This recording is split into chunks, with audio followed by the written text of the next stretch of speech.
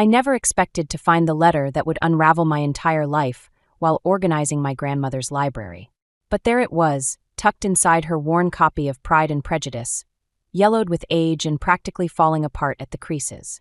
My name is Riley, and until that moment, I was just a regular librarian living a predictably quiet life in suburban Massachusetts.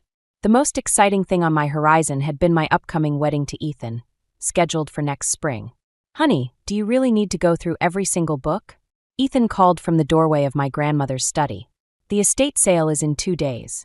Just a few more," I answered, not looking up from the letter in my trembling hands. The handwriting was unmistakably my grandmother's, but the words, they didn't sound like her at all. "My dearest Victor," the letter began, "what you've done is unforgivable. The heirloom was never yours to take, and your lies have torn this family apart. If you think I'll stay silent about what really happened that night, you're gravely mistaken. Riley." Ethan's voice was closer now. "You okay? You look like you've seen a ghost." I quickly folded the letter and slipped it into my pocket. "I'm fine. Just dusty in here." But I wasn't fine. My grandmother, Margaret Lane, everyone called her Maggie, had passed away 3 months ago, taking what I thought were all her secrets with her. She'd never mentioned anyone named Victor, never hinted at any family betrayal. Yet here was evidence of something dark lurking beneath our family's polished surface. "We should take a break," Ethan suggested, placing his hands on my shoulders. "Get some lunch." I nodded, but my mind was already racing. There was only one person who might know about this Victor. My Aunt Maggie, my grandmother's sister-in-law, who'd mysteriously stopped coming to family gatherings 15 years ago. As I followed Ethan out of the study, my phone buzzed. An unknown number. The text message made my blood run cold. "I see you found the letter. Your grandmother should have burned it when she had the chance. Some secrets are better left buried, Riley. Take my advice, forget what you read today." I glanced at Ethan, but he was already halfway down the stairs, completely unaware that my world had just shifted on its axis. I looked back at the study, at the hundreds of books still waiting to be sorted, and wondered what other secrets my grandmother had hidden between their pages. Whatever this family secret was, whatever had driven my aunt away and haunted my grandmother until her death, I knew I couldn't let it stay buried. Not anymore. That threatening text message haunted me all night. By morning, I'd made up my mind to track down my Aunt Maggie, even though Ethan thought I was crazy for wanting to dig up old family drama. "I found her address," I said, showing Ethan my phone screen over breakfast. "She's only an hour away in Providence." Ethan's fork stopped halfway to his mouth. "You're not seriously thinking of just showing up at her door, are you?" "Why not? She's family. Family who hasn't spoken to anyone in 15 years, he reminded me, his voice carrying that careful tone he uses when he thinks I'm being irrational. "Besides, don't you have that wedding venue appointment today?" I pushed my untouched eggs around the plate.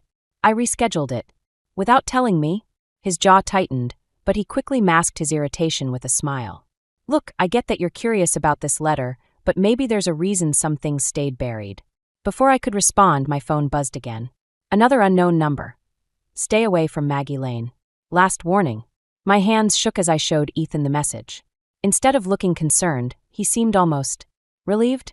"See, even more reason to let this go," he said, reaching for my hand. But I pulled away, something clicking in my mind. I never told anyone about finding that letter. How do these people know? Ethan's face went blank for a split second before he recovered. "Maybe someone saw you in the study?" We were alone in the house. I stood up, suddenly feeling trapped in our sunny kitchen. "You were the only one there when I found it. Riley, you're being paranoid." He reached for me again, but I stepped back. "This is exactly what happened with your grandmother. She got obsessed with conspiracy theories near the end, remember? That stung. My grandmother had been sharp as a tack until the day she died." "I need some air," I muttered, grabbing my car keys. "Where are you going?" "To work." It wasn't entirely a lie. I did have a shift at the library, but first I had another stop to make. 20 minutes later, I parked outside my grandmother's house. The estate sale wasn't until tomorrow, so I still had access. Something about Ethan's reaction felt off, and I needed to search that study again. As I unlocked the front door, a car slowly drove past. In the rearview mirror, I caught a glimpse of the driver making a phone call. My hands trembled as I pushed open the door. Whatever secrets my grandmother had hidden in this house, it was clear I wasn't the only one looking for them. The study looked different in the morning light, emptier somehow. I'd spent an hour searching through the remaining books when I heard the front door open. Grabbing my phone, I ducked behind the heavy oak desk. "She's definitely been here," a man's voice said. "Not Ethan's. The desk has been cleared." "Find it," another voice responded. "Victor wants that ledger before the estate sale." My heart pounded so hard I worried they'd hear it. Ledger? I hadn't found any ledger, just that letter. Through the gap between the desk and floor, I watched 2 pairs of shoes move around the room. Check behind the books. The old lady was clever about hiding things. I closed my eyes, thinking of the text messages of Ethan's strange behavior. Everything connected to something called a ledger. My phone vibrated in my hand, Ethan calling. I quickly declined the call, but the sound echoed in the quiet room. The footsteps stopped. "Someone's here." I crawled toward the study's side door, the one leading to the garden. Just as I reached for the handle, my phone lit up with another call. The screen's glow reflected off the brass doorknob. "There!" I burst through the door, sprinting across the overgrown garden. Behind me, I heard shouts and pursuing footsteps. I vaulted over the low stone wall, scraping my hands but keeping my feet, and ran to my car. My hands shook so badly I dropped the keys. As I bent to grab them, I spotted something familiar under the passenger seat. Ethan's phone. He must have dropped it yesterday. The screen lit up with a new message. "Victor Lane, did you find the ledger yet? Remember our deal." The world tilted sideways. I grabbed the phone, started my car, and drove away from my grandmother's house. Away from the men who were now standing on the lawn watching me leave. My mind raced with questions. What deal? Why was my fiancé working with the man my grandmother had called unforgivable? At the first red light, I scrolled through Ethan's messages with Victor. There were dozens, spanning months before my grandmother's death. The latest one made my blood run cold. The girl found the letter. Handle it, or the engagement's not the only thing you'll lose. The light turned green, but I sat there, cars honking behind me. Everything I thought I knew about my life, about Ethan, about my family, it was all unraveling. And somewhere in my grandmother's house, hidden in those remaining books, was a ledger that everyone seemed willing to betray me to find. I pulled over and made a call to the one person who might have answers, my Aunt Maggie. It was time to stop running from the truth and start fighting back. Aunt Maggie's house wasn't what I expected. Instead of the rundown place I'd imagined, I found myself standing in front of a pristine Victorian with manicured gardens. Before I could knock, the door swung open. "I wondered when you'd show up," Maggie said, studying me with eyes identical to my grandmother's. "You look just like her." I held up Ethan's phone. "Did you know about this? About him working with Victor?" She glanced at the screen, unsurprised. "Come inside before someone sees you." Her living room was filled with photographs, dozens of them. My grandmother appeared in many, along with faces I didn't recognize. "Except one. That's Victor," Maggie said, following my gaze to a photo of a younger man standing beside my grandmother. They were both smiling, holding what looked like an antique book. Before everything went wrong, my phone buzzed. "Ethan again." I declined the call. "He's been looking for you," Maggie said, watching me. "Called here twice already. You're in contact with him?" "I'm in contact with everyone, Riley. That's how I've stayed alive this long." She moved to a cabinet and pulled out a familiar-looking book. "Your grandmother wasn't just keeping a ledger. She was keeping evidence." The doorbell rang, making us both jump. Through the window, I spotted Ethan's car. "Back door," Maggie whispered, shoving the book into my hands. "There's a garage behind the garden. Take my car."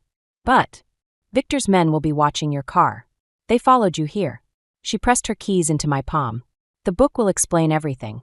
Just remember, your grandmother wasn't protecting an heirloom. She was protecting you." The doorbell rang again, more insistent. "What about you?" I asked.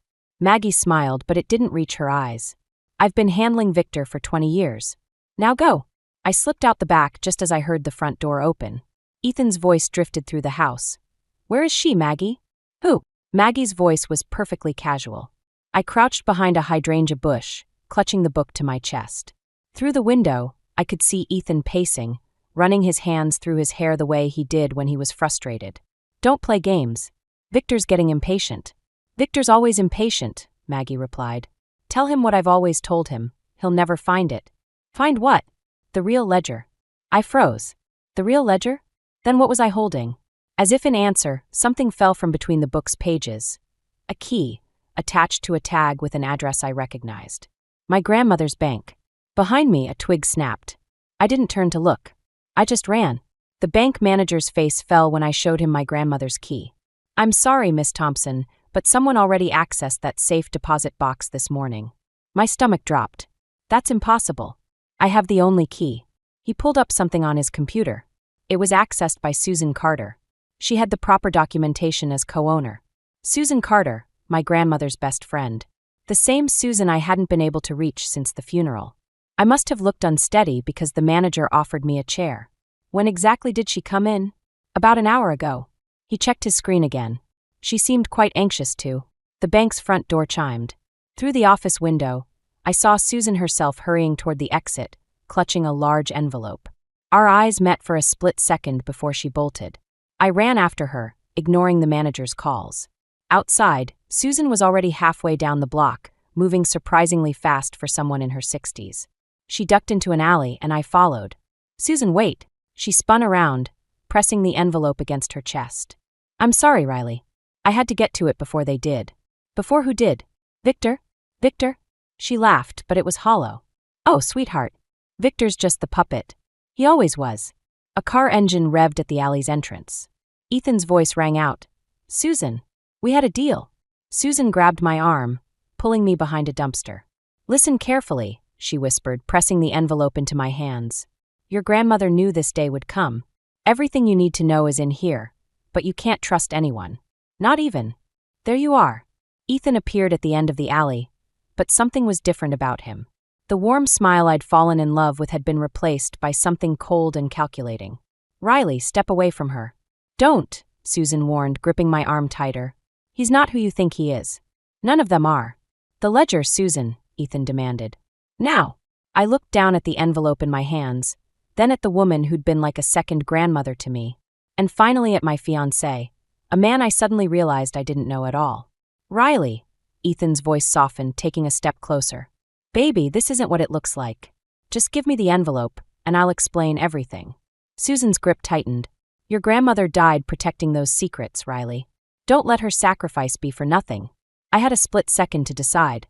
The envelope felt heavy in my hands, weighted with secrets that had already cost me my engagement, my trust, and maybe even my grandmother's life. I made my choice. I sat in my car outside Maggie's house, staring at the contents of the envelope Susan had given me before she disappeared into the crowd. The ledger wasn't a book, it was a USB drive and a stack of photographs. Each photo showed Victor with different powerful people, all dated over the past 20 years. But it was the last photo that made my hands shake. My grandmother, Ethan, and Victor, taken just 2 weeks before her death. The front door of Maggie's house opened. She stepped out, looking unsurprised to see me. "You knew," I said, holding up the photo. "You knew Ethan was working with them before I even met him. Come inside, Riley. It's not safe out here. No more hiding." My voice cracked. "Tell me the truth. Was any of it real? Did he ever actually love me?" Maggie's face softened. "That's the tragedy of it all. I think he did." A car pulled into the driveway, Susan's. She looked exhausted, defeated. "They got to Victor," she announced, rushing past us into the house. "He's talking." Maggie cursed under her breath. "How long?" "Hours, maybe less. They know about the safety deposit box." I followed them inside, clutching the envelope. "What aren't you telling me? What was so important that my grandmother—" "Your grandmother didn't die of natural causes," Maggie cut in. "She was getting too close to exposing everything. The corruption, the bribes, all of it. Victor's just the face. There are powerful people behind him who've spent decades building this network. And Ethan." Susan wouldn't meet my eyes. "They recruited him years ago before he met you. It was supposed to be a simple job. Get close, find the evidence, eliminate the threat." My legs gave out. I sank into a chair, the world spinning. "He was sent to kill me?" "No," Maggie said sharply. "He was sent to spy on you, to get close to your grandmother through you. But then he actually fell in love, and that complicated everything." Headlights swept across the windows. Multiple cars. "They're here," Susan whispered. Maggie moved quickly, grabbing her keys. "Take the back door." "There's a—" The front door burst open. Victor walked in first, followed by 2 men in suits. And behind them, looking like his heart was being torn in two, Ethan. "Hello, Riley," Victor said smoothly. "I believe you have something that belongs to me." I clutched the envelope tighter, looking at Ethan. His eyes were red-rimmed, pleading. "Riley, please," he whispered. "Just give it to them. I can't watch you die too." The USB drive felt heavy in my hand as I stood up. You want the truth, Victor? Here it is. I walked to Maggie's laptop on the desk, every eye in the room following me. But first, let's see what's actually on this thing. Victor's smile faltered. That won't be necessary. Oh, I think it will. I plugged in the drive, my hands steady for the first time in days. My grandmother wasn't just keeping records of your corruption. She was building a case. The screen came to life, displaying dozens of folders. Financial records, photographs, emails, 20 years of evidence. Riley. Ethan stepped forward, but Victor's men blocked his path. Don't. You know what I can't figure out. I clicked through the files, watching Victor's face grow paler. Why kill her now? After all these years? Because of me, Susan said quietly. I was finally ready to testify. Victor laughed, but it sounded hollow. You have no idea what you're dealing with, little girl. Your grandmother made the same mistake. She didn't make a mistake, I snapped. She made a plan. I turned the laptop around, showing them all the email that had just arrived. And it's already done. Victor lunged for the computer, but Maggie was faster. She grabbed it, backing away. It's too late, Victor. While you were chasing us around town, everything on this drive was being uploaded to every major news outlet and law enforcement agency in the state. The sound of sirens filled the air. You're bluffing, Victor snarled, but his men were already backing toward the door. Am I? I held up my phone, showing the breaking news alert. My grandmother taught me something important. The best way to protect the truth is to share it with everyone. Victor pulled out a gun, pointing it at me. Delete it. Now. Victor, don't. Ethan moved between us. It's over. It's not over until I say it's over. The front door burst open. Police flooded in, weapons drawn. In the chaos, Victor tried to run, but Ethan tackled him. The gun skittered across the floor, stopping at my feet. As the police led Victor away, Ethan approached me slowly. I wanted to tell you everything, but they were watching. I couldn't risk. I held up my hand. Save it. We're not done talking about this, but right now there's something I need to know. I pulled out the photo of him with my grandmother. That day, 2 weeks before she died, what really happened? His eyes filled with tears. She knew who I was, Riley. She knew all along. And she made me promise that when the time came, I would choose you over them. He reached for my hand. I chose you. I'm still choosing you. Outside, more sirens wailed. The truth was finally coming to light, but I had a feeling the hardest conversations were still ahead of us. 6 months after Victor's arrest, I stood in my grandmother's study, now restored to its former glory. The shelves were filled again, but this time, each book had been carefully examined, each secret brought to light. Ready? Ethan asked from the doorway. I nodded, holding the last piece of the puzzle, a small wooden box Susan had given me yesterday. Inside was a letter and a key, both from my grandmother. My dearest Riley, the letter began. If you're reading this, then you've already learned that the truth isn't always what we expect it to be. The real heirloom was never the ledger or the evidence. It was this key to a future without secrets. The key fit perfectly into the lock of my grandmother's antique writing desk. Inside, I found a leather-bound journal filled with family stories, hopes, and truths, both beautiful and painful. She wanted you to have this, Susan said, appearing behind us. To write your own story, without the burden of past betrayals.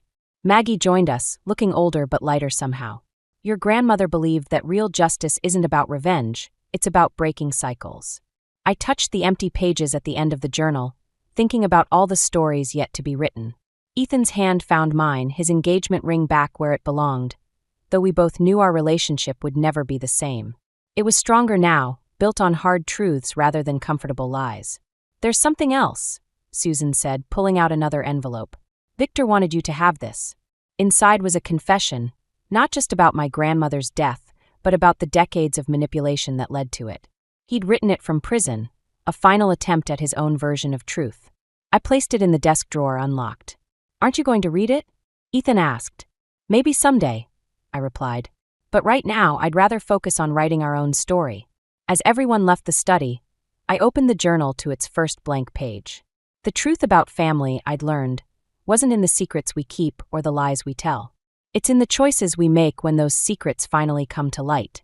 I picked up my grandmother's favorite pen and began to write. The thing about truth is that it never really ends. It just changes shape, becoming something new with each generation. This is where our story begins. Behind me, a book fell from the highest shelf, Pride and Prejudice, the same copy where I'd found the first letter. As I picked it up, a small note fluttered out in my grandmother's handwriting.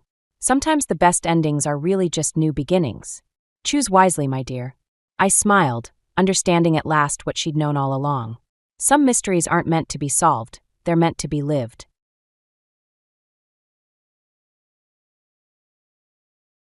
Excuse me, but my car isn't working properly. We urge you to settle your outstanding balance immediately, otherwise, your card will remain unusable. The call center operator's words echoed in my mind. I'd forgotten that they'd mentioned an outstanding balance. It appeared that the payment from my usual credit card hadn't gone through. But why? I should have had a substantial amount in the account linked for automatic payments. However, when I checked my bank balance, it showed $0. The only other person who could have accessed that account was my husband. Without delay, I grabbed my mobile phone and reported the issue to the police. I'm Garnet Felton, 30 years old, and I work as a freelance web designer. My job allows me to work from home, but I still make it a point to meet clients face-to-face whenever possible. Although many meetings could be conducted online, I prefer in-person discussions to better convey my ideas. As deadlines loom, I often work long hours and sacrifice sleep. I manage this demanding schedule thanks to my husband's support. I married Thomas a year ago. A few years back, when I was assigned a project at a company, Thomas was the representative I liaised with. We dated for a year and a half before getting married, and he moved into my apartment after our wedding. Despite the stability in our personal life, one major issue remains: Thomas's parents. They have a casual approach to spending and are often short on money. Thomas and I share all our living expenses. Since I earn more, I usually cover the entire month's costs and he reimburses me half at the beginning of the next month. This month, when I mentioned the expenses, Thomas responded, "Money's a bit tight this month. Can I pay my share after my next paycheck?" What do you mean, tight? I'm only asking for half of the expenses.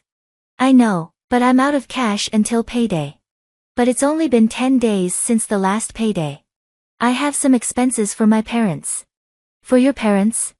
His vague and evasive responses only fueled my frustration. His reluctance to be clear made me press for more details. Hey, can you explain this properly? Why can't you pay? And what's this about helping your parents? Thomas hesitated. Well, is there something you're feeling guilty about? No, not at all. I just helped out my mom and dad. Helped out? They mentioned they were struggling, so I sent them some money. I was baffled. Thomas's parents are both employed. My father-in-law works full-time, and my mother-in-law has a part-time job. Why did Thomas need to send them money? I asked the question that had been troubling me. Why do your parents need financial assistance when they're working? This wasn't an issue before. I've been sending them money regularly, and they just asked me to increase the amount starting this month. You didn't agree to increase the amount, did you? Yes, I did. Is the problem that my parents are in trouble? It's natural to help them out. Fine, but make sure to pay your share when you get your paycheck at the end of the month. Okay. Thomas can be quite stubborn when he sets his mind to something. While I love him, his obstinance does create problems. I didn't see the point in arguing further or expecting an apology. I decided to wait until the next payday. Since then, he began finding excuses not to contribute to our household expenses. Even when he did, it was only about a third of what was needed. It's been almost 6 months of him refusing to pay. Although we are still married, my patience is wearing thin. I'm covering all the expenses and handling all the household chores, which leaves me feeling overwhelmed and unappreciated. One late night, Thomas came home looking flushed and clearly tipsy. I couldn't help but raise my voice. Hey, if you're going out drinking, why didn't you call? I made dinner and waited for you. Oh, sorry, a colleague invited me out unexpectedly. But you could at least have sent a message. I've told you before that you need to let me know. Don't yell. When I come home, I feel unwelcome. What do you mean? Why am I being blamed? He looked at me with disdain, as if I were the problem. His attitude infuriated me, and I confronted him. Why can you afford to go out drinking when you can't even pay our bills? I can have a drink now and then. I'm exhausted from working every day. So am I. I handle all the household chores. If you can't contribute financially, can we stop sending money to your parents? What? Why? This is my family's business. It's none of your concern.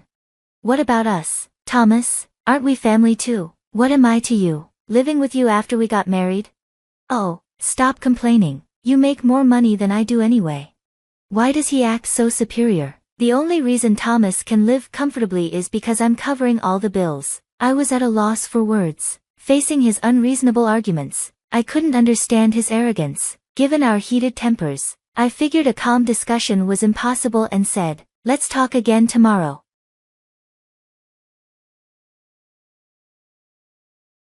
The next day, as I was preparing dinner and waiting for Thomas to come home, I heard the front door open. "Welcome home," I called from the kitchen, but there was no response. Moments later, the living room door opened, and in walked my husband with his parents.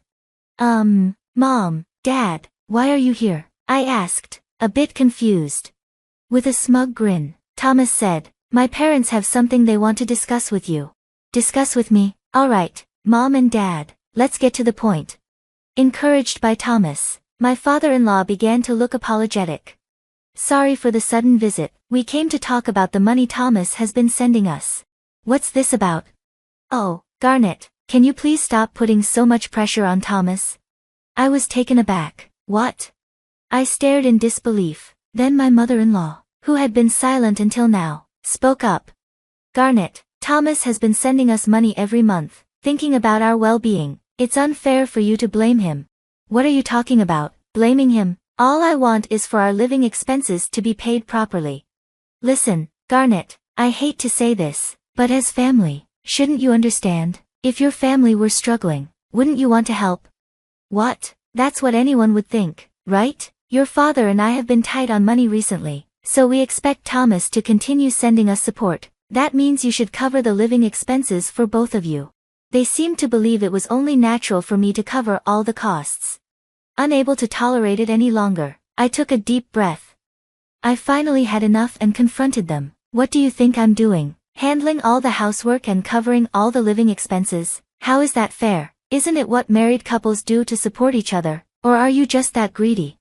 Thomas's mother's provocation seemed to amuse my husband, who couldn't help but laugh. That night, despite my pleas, he didn't listen. They left only after 9 p.m.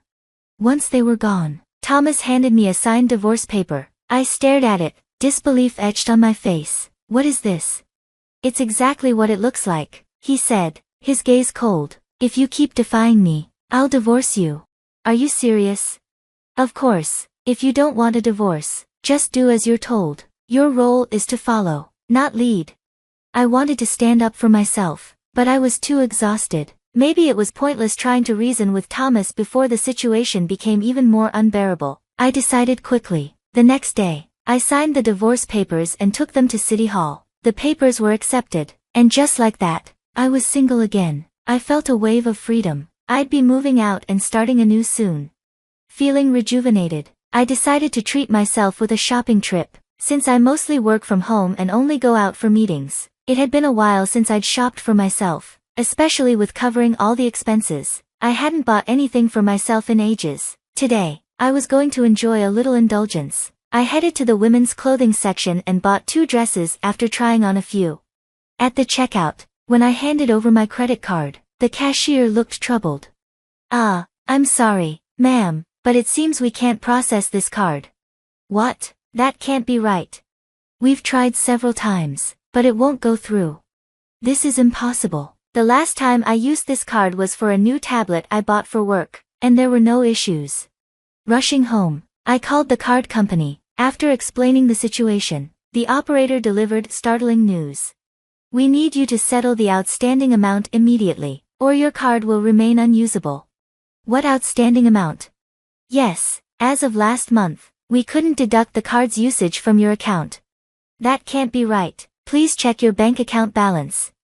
After hanging up, I checked my bank account online. This account, used for my card transactions, had a balance I remembered being around $5 million. Instead, it showed 0. All $5 million had been withdrawn just before the card's due date. What was going on? A chilling thought crossed my mind. Could it have been Thomas? But who else could it be? Our bank book and ATM card were kept together, accessible only to us. Thomas was the only other person who could have withdrawn from the account. I waited for him to come home and planned to confront him. Hey, did you take money from my account? Thomas smirked, letting out a loud sigh, clearly irritated. Oh, so you found out? I thought I did a pretty good job hiding it. I can't believe this. Why would you do that? Why? For my parents. Obviously, I gave them your $5 million. What did you just say? They asked for financial support, and lucky for them, I had a source. Stunned, I listened as he continued, his tone almost proud. His parents had recently become obsessed with online shopping, buying items far beyond their means. They had been asking Thomas for financial help, and their demands had only increased. They were buying multiple items, giving them away to neighbors, and their monthly bills had soared to over $500,000. Thomas couldn't keep up, so he withdrew the $5 million from my account. Seriously, you shouldn't be complaining, he said. They're family too. Think of it as taking care of them. Stop fussing over a mere $5 million. In that moment, I picked up my cell phone and dialed the police. Hello, I want to report a break-in and theft. My address is... Thomas's eyes widened in shock as I ended the call. He shouted, Hey, what did you just do? Didn't you hear? I called the police. The police? Why would you call them? I'm not the one breaking and entering. That's you, right? Calling it theft is an understatement. I'd call it breaking and entering. This is my house. I said firmly to the flustered Thomas. We're not a couple anymore. Actually, I'm the one renting this place. So technically it's not your home, is it? We're not married. Remember, the divorce papers you so graciously signed yesterday have already been submitted. So, this is my place. And you are just a stranger here. An intruder. What? You've got to be kidding me. Call them back and cancel the report. Waving my phone at him defiantly, I threatened, if you lay a finger on me, I'll call the police again. Just so you know, they're already on their way. You can't run now. Why don't you just admit what you've done? Whoa, wait, we loved each other, didn't we? Why is this happening? Loved each other? I scoffed. Don't try to play the victim. This mess started because you blindly supported your reckless parents. You can't just do whatever you want and expect forgiveness. Who would forgive someone like you? What a fool. A fool? Who do you think you're talking to? Is this because you were raised by parents who were careless with money? Does that mean it's okay for you to empty someone else's savings? I hope the police give you a good lecture so you can really feel the weight of that $5 million. At that moment, the police arrived, and Thomas crumpled on the spot. Ah, who's the person in question? I pointed to Thomas, who was now cowering on the floor. It's him. All right, step outside. We'll need to take you in for questioning. Thomas pleaded. All I wanted was to help my parents, but his pleas were ignored as he was taken away by the police. However, the police deemed the incident a civil matter and informed me they couldn't intervene further. Determined to get justice, I visited a law firm and sought compensation for the misuse of the $5 million, plus additional damages totaling $6 million. Of course, Thomas and his parents didn't have that kind of money. In the end, all three fell deeply into debt. Despite their financial struggles, Thomas's parents continued their impulsive spending, leading them further into the red. They even turned to loan sharks and now reportedly live in fear of daily debt collection, trying to stay hidden. On the other hand, I completely severed ties with Thomas and moved to a new apartment. Fortunately, my career began to thrive, and I now earn more than I ever dreamed. Looking back, I wished I had divorced him sooner. Even though my marriage was a failure, I realized my life was far from over. Having learned from this experience, I'm determined to be more cautious in the future.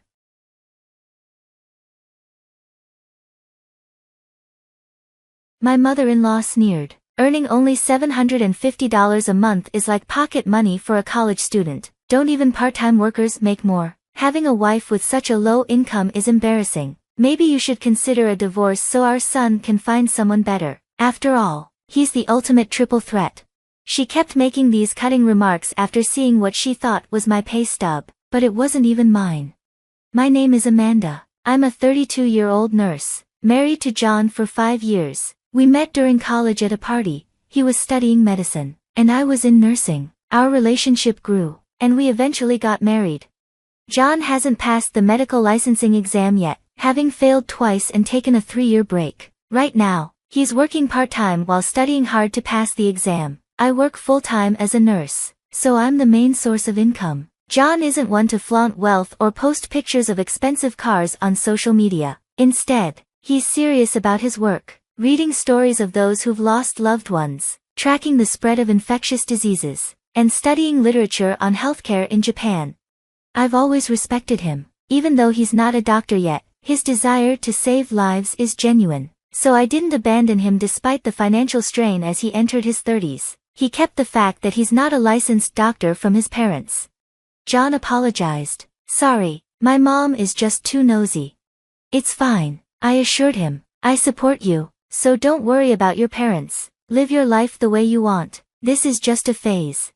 We decided to keep his situation a secret. Since he worked nights as a security guard at the hospital where I'm employed, he could easily keep up the appearance of being a doctor. He had enough knowledge to talk like one, so no one, including his parents who saw him infrequently, suspected otherwise. When they asked, I would say, yes, the patients really like him. I believe that while harsh truths can hurt, sometimes kind lies can save people. Telling a patient, you have 3 months left with no hope of recovery, can be more damaging than saying, you look good today, and you ate well. It's just how people are. My mother-in-law, however, is nothing like my honest and serious husband. She's the typical overbearing type, always looking down on me for being just a nurse married to her son, the doctor. There must have been so many better choices, like a beautiful dermatologist, she'd say with a dismissive wave. I always apologized and bowed my head when she spoke like that. I fully support my husband in his journey to becoming a doctor, even though right now, he's just a high school graduate with a wealth of medical knowledge working part-time. He's not even an intern yet, but John is genuinely grateful, always saying, thank you for everything, so I silently continue to support him. In reality, I'm also swamped with work. Our combined income was barely enough to scrape by, but I never let it bother me. I didn't enter this profession for the money. I was inspired by Florence Nightingale and the difference she made in the world. I currently work as a nurse in internal medicine, one of the most demanding fields. I've never been motivated by money. As long as we have enough to live, eat, and stay healthy, that's all that matters. Isn't that what life is really about? Even though I'm the one supporting my husband's living expenses and tuition, my mother-in-law goes around telling everyone in the neighborhood, my son is a doctor and makes good money. If John were a serious doctor, he wouldn't want his mother bragging about his income, whether it was high or low. But my mother-in-law is obsessed with money, and that's all she talks about. John has no choice but to endure it quietly. She has no idea that he's actually working as a security guard in uniform at the hospital instead of striding around in a white coat, as she loves to imagine. Even if he were doing that, it wouldn't be something to boast about or gossip over. I understand her feelings, but there should be some restraint. I worry that all this pressure might affect John's mental state and cause him to fail the medical licensing exam again. He's barely hanging on to the hope of becoming a doctor. If he ends up spending his life as a security guard after all his efforts, it would be a tragedy. His personality is well suited for being a doctor. His only flaw is that he's too kind. My mother-in-law, meanwhile, goes around speculating, saying things like, my son makes $373,000 a year. Knowing that's a lie only adds more stress for John. I once gently tried to voice my concerns. Amanda, I think it might be better for patients if you didn't talk so much about his job. It could cause issues. After all, if you were a patient, would you want to see a doctor whose mother is constantly boasting about him when you're unwell? But my mother-in-law couldn't care less. Mother-in-law, shut up. You're just a nurse. You should be grateful you married a doctor. That's luckier than winning a $3 million lottery. Money can't buy status. You nursing school graduate. She continued to hurl verbal abuse. Amanda, yes, I'm sorry. Thank you for letting me marry John. I respect him both as a doctor and as a person, so please just let him be. Mother-in-law, you're so irritating. We can still make him divorce you and find someone better. It would be a tragedy if our future grandchild inherited your low IQ genes. This was beyond harassment. It felt like a violation of my basic rights, but I stayed silent. Compared to the life and death situations I face at work and my sense of duty as a nurse, my mother-in-law's sarcasm seemed insignificant. I didn't take her words to heart. But as those days dragged on, the inevitable finally happened. My in-laws live about a 30-minute express train ride from our house, so we don't visit often, and with my busy work schedule, I haven't spent much time around them, which is why this lie has managed to hold up. However, whether out of boredom or impatience, my mother-in-law decided to show up at our house unannounced. Mother-in-law, what a cramped little place. Why does my pride and joy have to live in such a shabby house? Amanda, mother-in-law. She glanced at the row of medical books, her eyes narrowing. Mother-in-law, well, he is my son, after all. She snapped a picture with her phone. I felt a pang of anxiety. Most of the books were study materials for the national medical exam. With this year's editions visible, it would be clear that John was still a student. My nerves were on edge, my heart racing, fearing that our secret might be exposed. I did my best to manage the situation and keep her from uncovering too much. Mother-in-law, I'm sorry, we're both swamped with work, so we haven't had a chance to find a bigger place, especially recently. I subtly tried to encourage her to leave. But then she began rummaging through our home. What are these strange dishes? If you're married to a doctor, you should be using Wedgwood. Yes, I'm sorry, they're from the dollar store. What? The dollar store? I'm throwing these out. No, we couldn't afford luxuries because we were investing in John's textbooks and tuition, so we cut costs on things like plates that didn't impact our simple meals. As long as they served the purpose, that was all that mattered. For now, passing the exam was our top priority.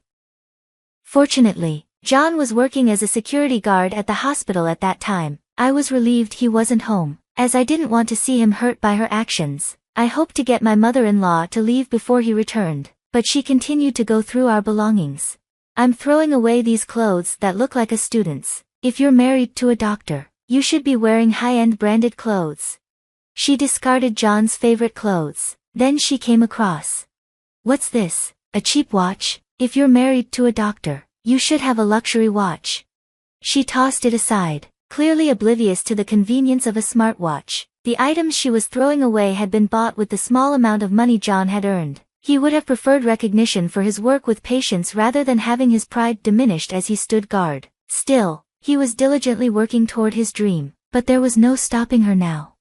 It's because he married a poor girl that you live like this, even though he's a doctor. It's a wonder you don't live in a mansion. Unbelievable. I was thinking of taking you shopping so you could buy me a designer bag or something. Her statement was utterly despicable. I had to point out that my mother-in-law's expectations for my husband, whether he was a student or not, were far removed from our reality. As a fellow medical professional, I had no interest in gold digging for a doctor.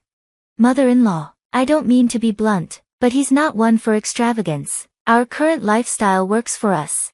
I tried to convey this casually, but my mother-in-law wouldn't relent.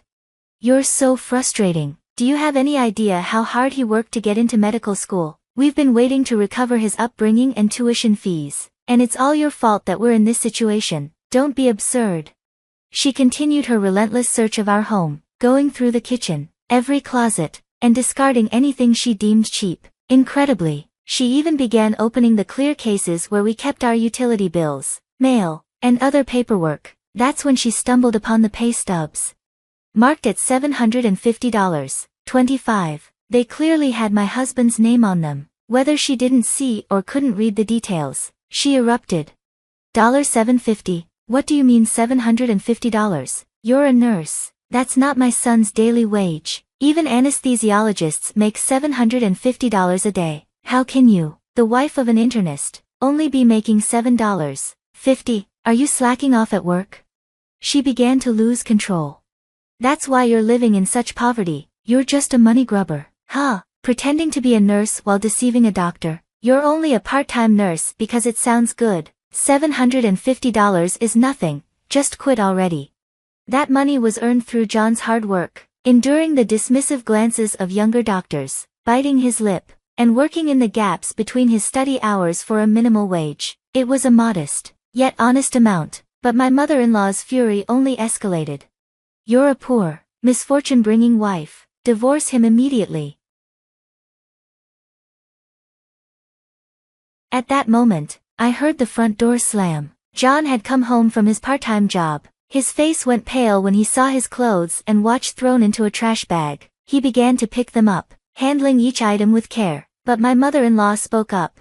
"John, I don't mean to be harsh, but please consider divorcing this wife of yours. With your education, high income, and nearly 6 foot height, why did you end up with someone so pitiful? It's heartbreaking that she only earns $750. John remained silent, his lips tightly pressed together. My mother-in-law continued, her voice dripping with disdain. "I'll bring the divorce papers for you. Leave this shabby room and this woman who smells of disinfectant behind. Remarry someone better. As a doctor, it's expected." John slowly stood up and finally spoke. "Mom, I've kept quiet about this, but I'm not a doctor yet." "What?" "I'm sorry for keeping it from you, but I haven't passed the national exam yet, and that $750. My mother-in-law, taken aback, turned to me in confusion. "I don't understand. That $750 pay stub must be yours, right?" I decided it was pointless to keep it a secret and replied, "No, it's not mine." John added, "That's my salary from my part-time job." "That can't be, you must be lying." "I'm not lying, it's true. I'm not a doctor yet, I've failed the national exam twice." Shocked by the revelation, my mother-in-law began acting erratically. She slipped on some newspapers she had scattered earlier and fell hard on the floor. She tried to catch herself but ended up breaking her right arm with a loud crack. It was definitely a fracture. John and I quickly took her to the hospital and guided her to the orthopedic department. Once there, John said, "Mom, I'm sorry, but please don't come to our house anymore, and I don't want you to consider me your son." My mother-in-law was trembling from shock. But John continued firmly. "I tolerated your boasting about me, even though I felt guilty for not being honest. But when you insulted the money I worked so hard to earn, that was the last straw. But I never would have guessed you weren't a doctor." "It doesn't matter whether I'm a doctor or not. Do you think I'm studying just to make $750 a day? I'm an adult, and it's clear we have irreconcilable differences. It's time to part ways." It became clear that John was determined to cut ties with his mother. My mother-in-law, who had found her sole purpose in life through boasting about her son, seemed utterly disheartened. These days, she stays isolated at home, too embarrassed to face her neighbors.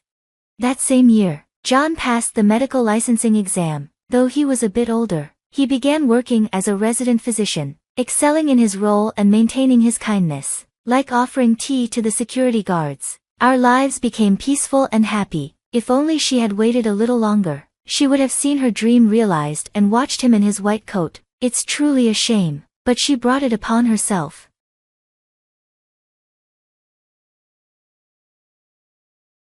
Surely Mom and Dad would prefer to live with me, especially since I'm the one giving them grandchildren. "Emma," Karen said with a smug grin as she patted her growing belly, "we're moving in here, so you and your husband should find somewhere else to live."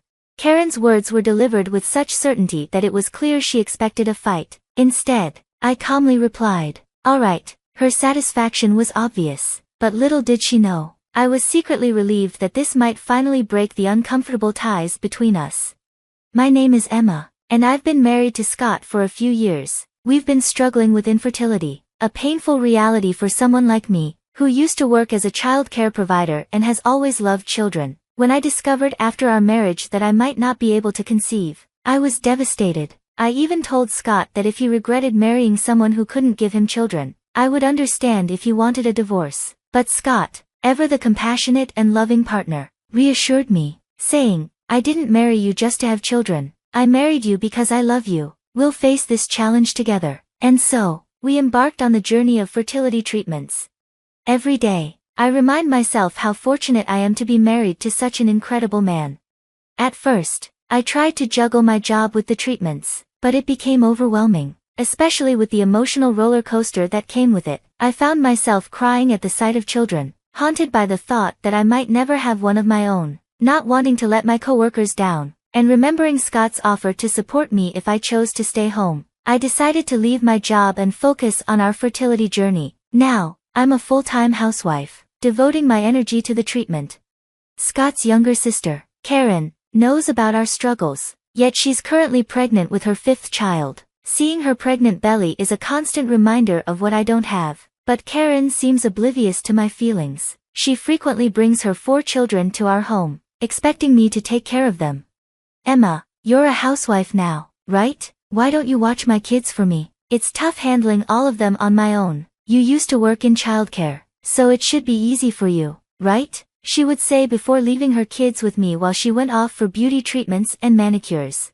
When I told her it was too much, Karen would brush it off, saying, "In a society where not enough people are having kids, I'm doing something admirable. You, who can't even have children, should be grateful to help out."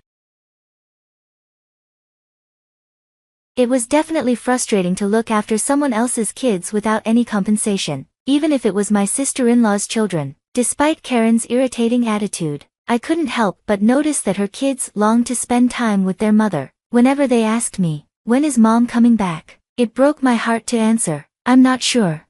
Of course, I told Scott about Karen's habit of leaving her children with me while she indulged in beauty treatments. He was livid and called Karen to confront her, but she brushed it off, saying, "Emma should be grateful to be around kids since she can't have any of her own. She used to work in childcare, so she likes kids. What's the big deal?"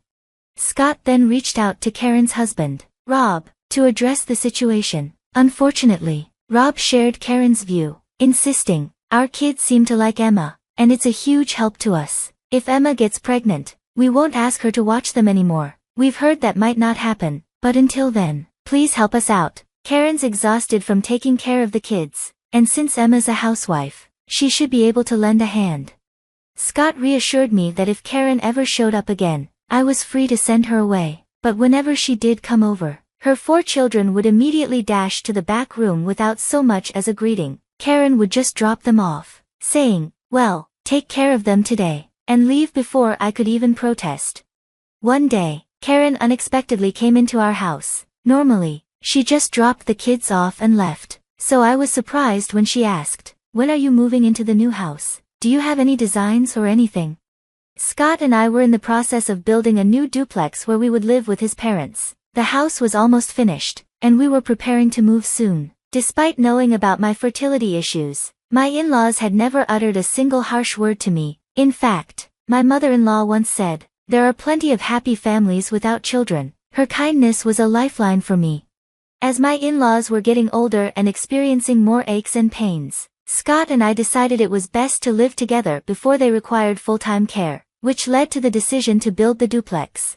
It was the first time Karen had shown any interest in the duplex, and I was somewhat intrigued as I showed her the projected images and blueprints. Karen rarely visited her parents' house, but now she seemed curious about the home they would be living in. She asked about the number of rooms and how much sunlight the house received, and I assured her there were no issues. When I told her our moving date, she simply replied, "I see," and then left, leaving her children behind as usual.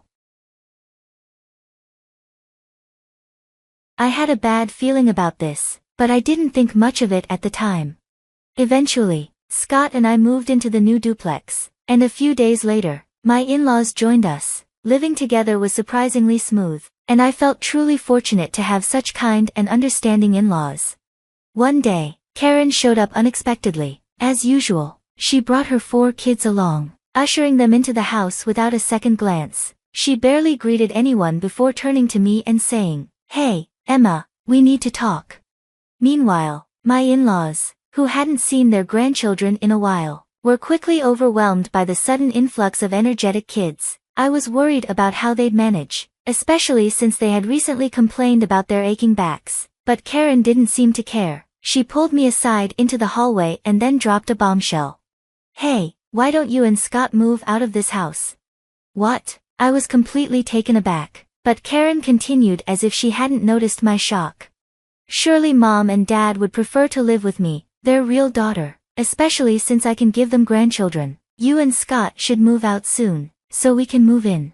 Karen spoke with a smug sense of entitlement, all while stroking her growing belly. It was clear that her plan was to move in with my in-laws and have them take care of her kids. "Just look at how happy Dad and Mom are to be with their grandkids," she said, gesturing toward my in-laws, who were clearly struggling to keep up with the rowdy children. I couldn't see any joy on their faces. but I knew arguing with Karen would be pointless. My frustration had been simmering for a long time, her constant jabs at my infertility, her dumping her children on my kind in-laws. But now, her audacity to demand that we leave the home Scott had built was the final straw. As I thought about what could be done, a plan formed in my mind. I quietly agreed. Okay, we'll move out. Karen, thrilled with my compliance, eagerly set a date for our move and her move-in. She left her kids behind as usual, but I felt an unexpected sense of relief. This was my chance to finally sever ties with her. Time passed, and the day came for Karen and her family to move into the duplex Scott had built. As I wondered how their move was going, my phone rang. It was Karen. The moment I answered, I was greeted by Karen's screeching voice. What the hell is this? Why haven't you moved out your stuff? There's no room for our things. And where are Dad and Mom supposed to go? Scott, his parents, and I had left the house, but we hadn't taken all of our furniture. Karen was furious, and I calmly replied. The decision to move was so sudden that we only managed to move ourselves for now. Your in-laws are staying with us. This is outrageous, Karen snapped, her anger as sharp as ever. What's outrageous? I shot back. Is that you and your husband are trying to move into the house Scott built without our consent. It's also outrageous that you keep dumping your kids on us while you go off and have fun, even though we've told you repeatedly how hard it is to manage them. That's not the point right now. Can I just throw out the furniture I don't like? If you're really planning to move in, then sure, do whatever you want, but are you sure about this? What are you talking about? Karen asked, irritated. It was time to break the news. Can you and your husband even afford the mortgage on that house? It's a duplex and quite large, so the payments are steep. Of course, this was all a lie. My earlier agreement to let her move in had been a lie too. There was no way I was going to let Karen take over the home Scott had built for us. The furniture is still there because Scott, his parents, and I are currently on vacation at Yellowstone National Park, I continued. The truth was that the house was fully paid for with the savings of Scott, his parents, and me. There was no mortgage, but my lie was enough to scare Karen. Scott and his parents were in on the plan too. When Karen demanded to speak with Scott, he took the phone, adopting a mischievous tone as he repeated the lie about the mortgage. Over the phone, Karen apparently started crying, realizing she couldn't afford the payments. After Scott gently suggested that they could still back out, Karen finally decided to return to her previous home with her husband Rob and their children. We assured her that we'd be returning to the duplex ourselves, solidifying the end of her takeover attempt. Upon returning to our home, which had narrowly avoided being taken over by Karen, she immediately stormed over, seething with anger. You never told us there was still a mortgage. Why did you keep that from us? She yelled. I calmly replied, because you never asked. Karen's face flushed with even more anger. The kids were so happy, thinking this house would be ours. You've disappointed them too. That's why you can't get pregnant. You should make up for it by properly taking care of the kids. Playing with them is no big deal and better than doing nothing.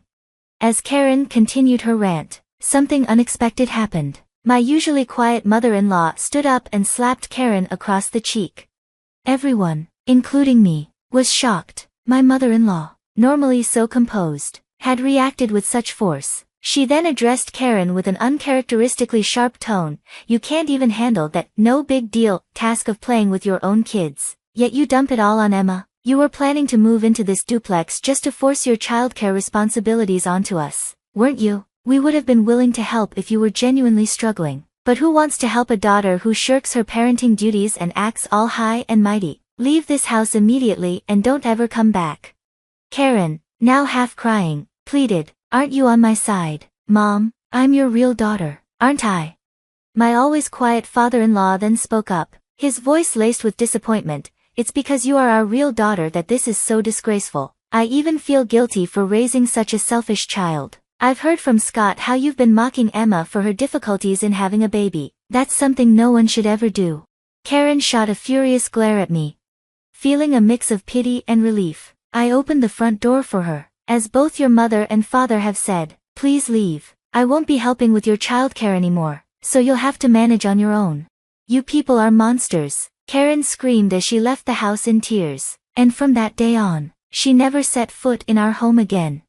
Later, when Scott was at work, he received a call from Karen. It was hard for him to understand her through her sobs, but it became clear that her household was in serious financial trouble. Karen had been spending lavishly on beauty salons and manicures, while Rob had been wasting money on lottery tickets. With their savings nearly depleted, Karen had seen moving into the duplex as a way to avoid paying rent and utilities. Desperate, she asked Scott, who earns well above the average income, for financial help, but Scott couldn't forgive her for mocking my infertility.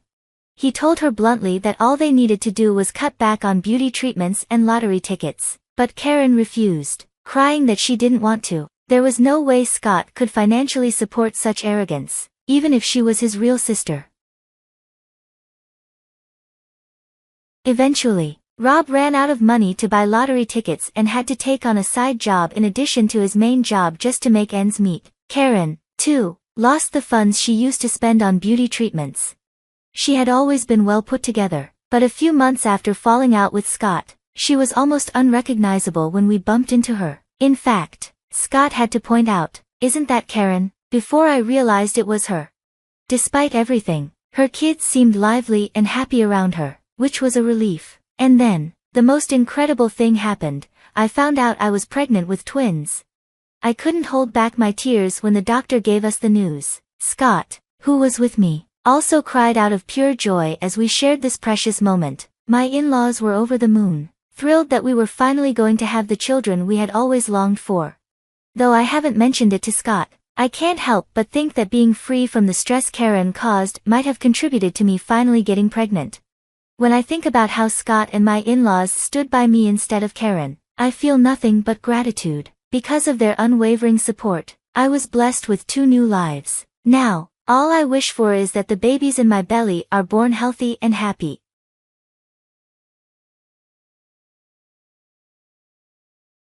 So you're really coming to our wedding?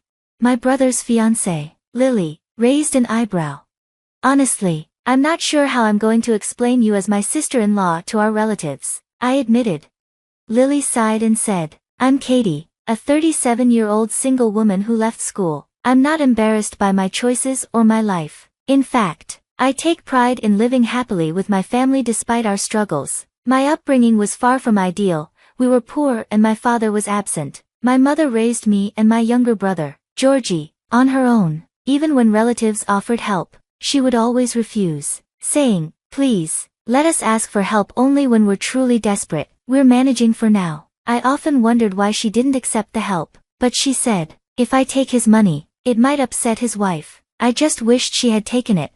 Georgie was a bright kid, excelling in school and impressing everyone. I was thrilled, believing he was destined for greatness. His teacher even recommended him for a prestigious school, but we couldn't afford it. Georgie went to a less distinguished school, and I felt awful for him. So, I made the decision to drop out and start working. Truthfully, I wasn't a fan of studying, and the job market for dropouts wasn't great. I ended up in a small office, but when the owner retired, he recommended me to a reputable company. I worked hard and eventually earned a manager position by the age of 35, with a salary comparable to a college graduate. Despite my achievements, Lily seems to look down on me for my educational background. Georgie, now a successful salesman at a top company called ABC Trading, has a fiancé who, from the start, seemed to view me as a failure. I was taken aback when Georgie told me that Lily had asked, "Is your sister a bit of a problem?" Lily, the daughter of a high-ranking ABC Trading executive, is beautiful but not exactly kind-hearted. During her visit to our modest apartment, she was visibly shocked and refused to come inside, complaining about the state of our home. She was embarrassed that her boyfriend, Georgie, was living in such conditions. Using her father's influence, she managed to move Georgie into family housing that he otherwise wouldn't have qualified for. Lily insisted that we would only be allowed to live in the company housing once we were married, but there was a catch. The housing had strict visitor restrictions. Outsiders weren't allowed, and even close relatives had to apply in advance. I joked, "Well, I guess I won't be able to visit often. I wanted to see how the happy newlyweds are doing," to which Lily's mother coldly responded, "That's exactly why we chose to have them live in a family house." Her rudeness didn't stop there. On the day she came to our home, Lily whispered to Georgie, just out of his earshot, "Since your mother-in-law is poor, Georgie will be stuck paying off his student loans even after marriage. Shouldn't parents cover tuition? She shot a disdainful look at my mother. The truth was, my mother and I had saved for Georgie's college fund, but he chose to cover it himself. Despite their pretensions, Georgie is fully aware of their difficult personalities, which they mask behind their privileged airs. I'd hoped my mother could also move into the company housing, but Lily said siblings of the husband weren't eligible, leaving my sister-in-law alone. It seemed unfair. When I mentioned that I graduated from college on a scholarship, Lily's mother responded, "You must want to relieve your mother as soon as possible. You're such a considerate person." Lily and her family often spoke about their kindness, and although we chose to stay silent rather than criticize them, it was a mistake. They soon began excluding both me and my mother, particularly me. With the wedding just 2 weeks away, Lily reached out unexpectedly. "Sister-in-law, are you planning to attend our wedding?" she asked. "It's going to be quite a lavish event with around 150 guests, including the president and managing director of ABC Corporation. Since it's the marriage of the daughter of the head of the department and Georgie, we're concerned there might not be enough seats." She then added, "I worry that one poorly dressed sister-in-law might make the other guests uncomfortable." "What do you mean by poorly dressed?" I asked. "Oh, I just meant that I'm planning to wear a formal outfit for the wedding," she replied. Lily looked me up and down with a dismissive air. "I'm guessing your idea of proper attire is probably a suit from a catalog costing around 10,000 yen, right? It's going to be awkward to be surrounded by guests in high-end brands. Honestly, I'd prefer if you didn't come to the wedding." Her implication that people like me didn't belong at such an event was infuriating. I asked, "What about my mother? She doesn't have high-end clothes either." "I understand that," I replied, "but I can't not invite Georgie, especially since he's a valuable member of the company. I don't want to be embarrassed by our appearance, so we'll make sure my mother has suitable clothing." Despite my frustration with Lily's attitude, I knew it was important to dress appropriately for such a high-profile event. I tried to convince myself that she was merely trying to prevent any embarrassment for my mother, but then Lily's next words left me stunned. "You'll need to purchase that dress yourself. It's an Oscar de la Renta evening gown, and you should budget around $10,000 for it." "Wait, I can't afford that," I protested. "If you can't pay, then what, do you plan to stand next to my parents in a cheap dress?" she countered. I was at a loss for words and asked if Georgie knew about this. "I haven't told him yet. He expects you and your mother to attend, but having an unmarried mother and a dropout sister might reflect poorly on his future," Lily said. "I don't think having a single mother or being a dropout should impact anyone's career in today's world," I replied. Determined not to be overshadowed by Lily's prejudice, I raised my voice. "This is my only brother's wedding, so my mother and I will definitely attend. We'll handle our own attire, so we won't be covering those expenses. If you can't tolerate it, then perhaps it's best if we're not invited at all." After relaying the situation to my mother, I sought her advice. She looked disheartened for a moment but then brightened up and said with determination, "Don't worry, Katie, I'll make sure Georgie's day is special. Leave it to me." She made a phone call, and soon revealed something surprising. On the wedding day, the ceremony took place in the chapel. Although I was tempted to inform Georgie about Lily's comments, I decided to stay silent, trusting my mother's judgment. Georgie's demeanor seemed tense. Was it just nerves, or had my mother shared something with him? At the reception, I was shocked to see the seating chart. My mother's name was listed in the family section, but there was no seat for me.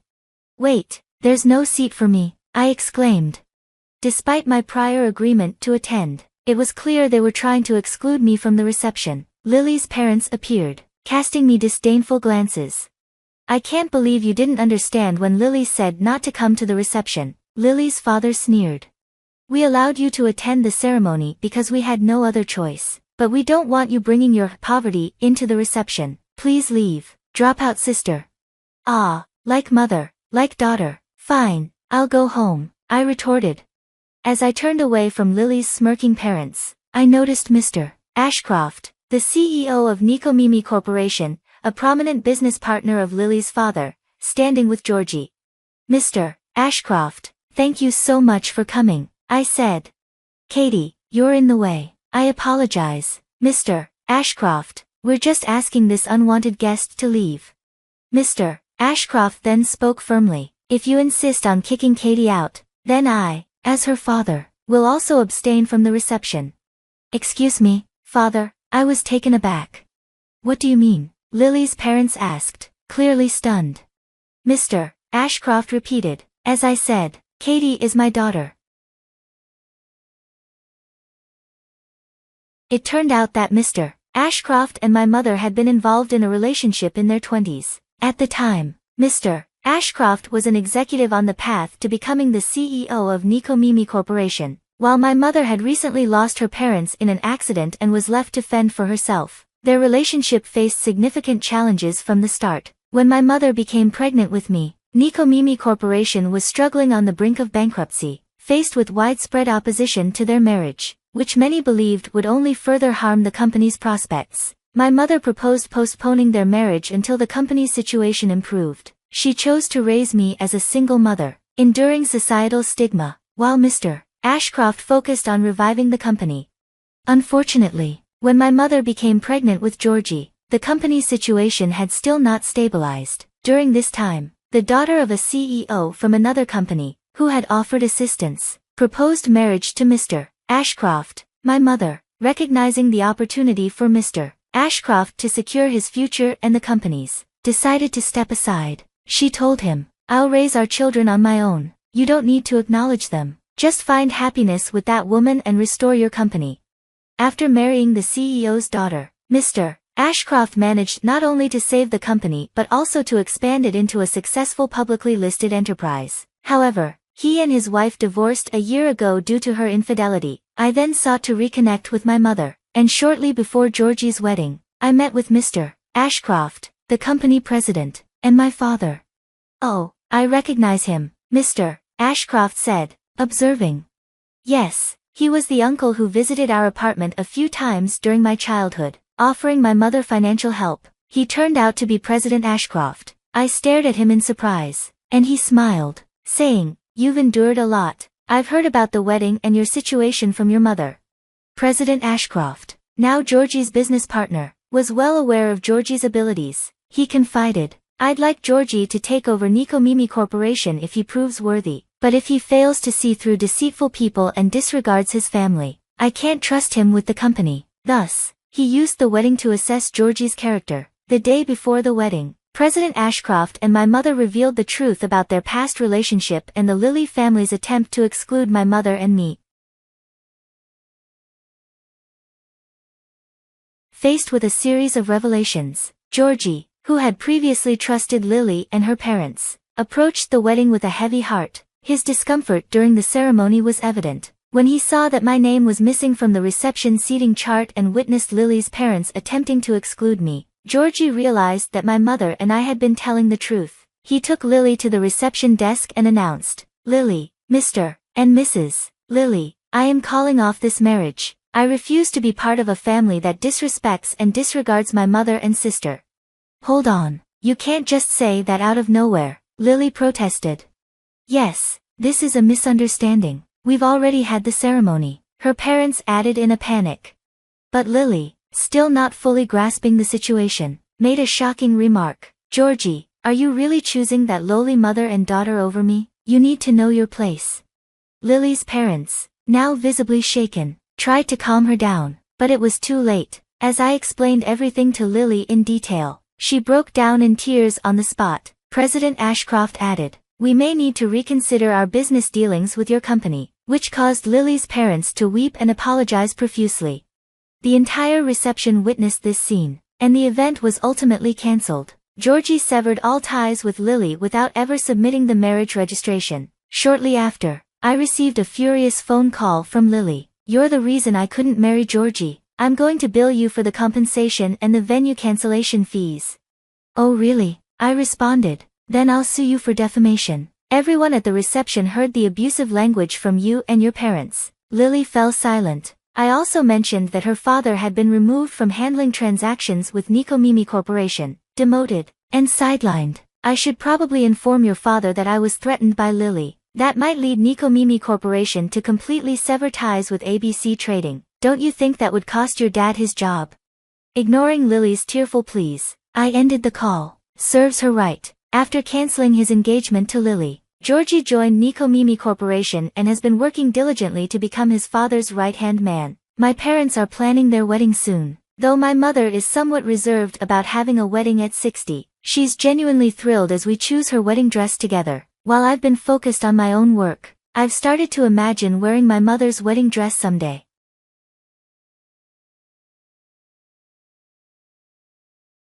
Today marks the beginning of a new chapter. I've decided to take care of Amy and Yuri. When my husband returned home, I was shocked to see his sister and her daughter standing by his side. Without consulting me, he had made the decision that they would move in with us, and we would support them. How could he place his sister and niece above our own daughter and me? I can't take it anymore. I'm done with him. I'll end this marriage myself. This is my story of revenge against my pathetic, sister-obsessed husband. My name is Amelia, and I've been married to Ethan for 5 years. We have a 4-year-old daughter, Luna, who we had shortly after our wedding. Luna is everything to me. My husband and daughter are my world, or so I thought. But it's clear now that my husband doesn't feel the same. One evening, while Luna and I were making curry, we waited for Ethan to come home. Mommy, when is Daddy coming back? Daddy's late today. I wonder why. Ethan, who usually came straight home after work, was nowhere to be found even after 7:30 p.m. My calls and messages went unanswered. Mommy, I'm hungry. Okay, sweetie, let's eat without Daddy tonight. After dinner, just as I was cleaning up, Ethan finally walked through the door. Welcome back. Wait, what's going on? Standing next to him were Amy and her daughter, Yuri, surrounded by an array of suitcases. Ethan, what's happening? I couldn't comprehend the situation. Then he dropped the bombshell. From today, we're going to be taking care of Amy and Yuri. What? Taking care of them? Why didn't you tell me beforehand? I stammered, trying to grasp what was happening. They need our support. Amy had a fight with her husband and reached out to me. For how long? We don't even have the space for this. Despite my attempts to voice my concerns, Ethan remained unfazed. Why don't you move out of your room? Amy and Yuri can stay there, and you can sleep in Luna's room. What?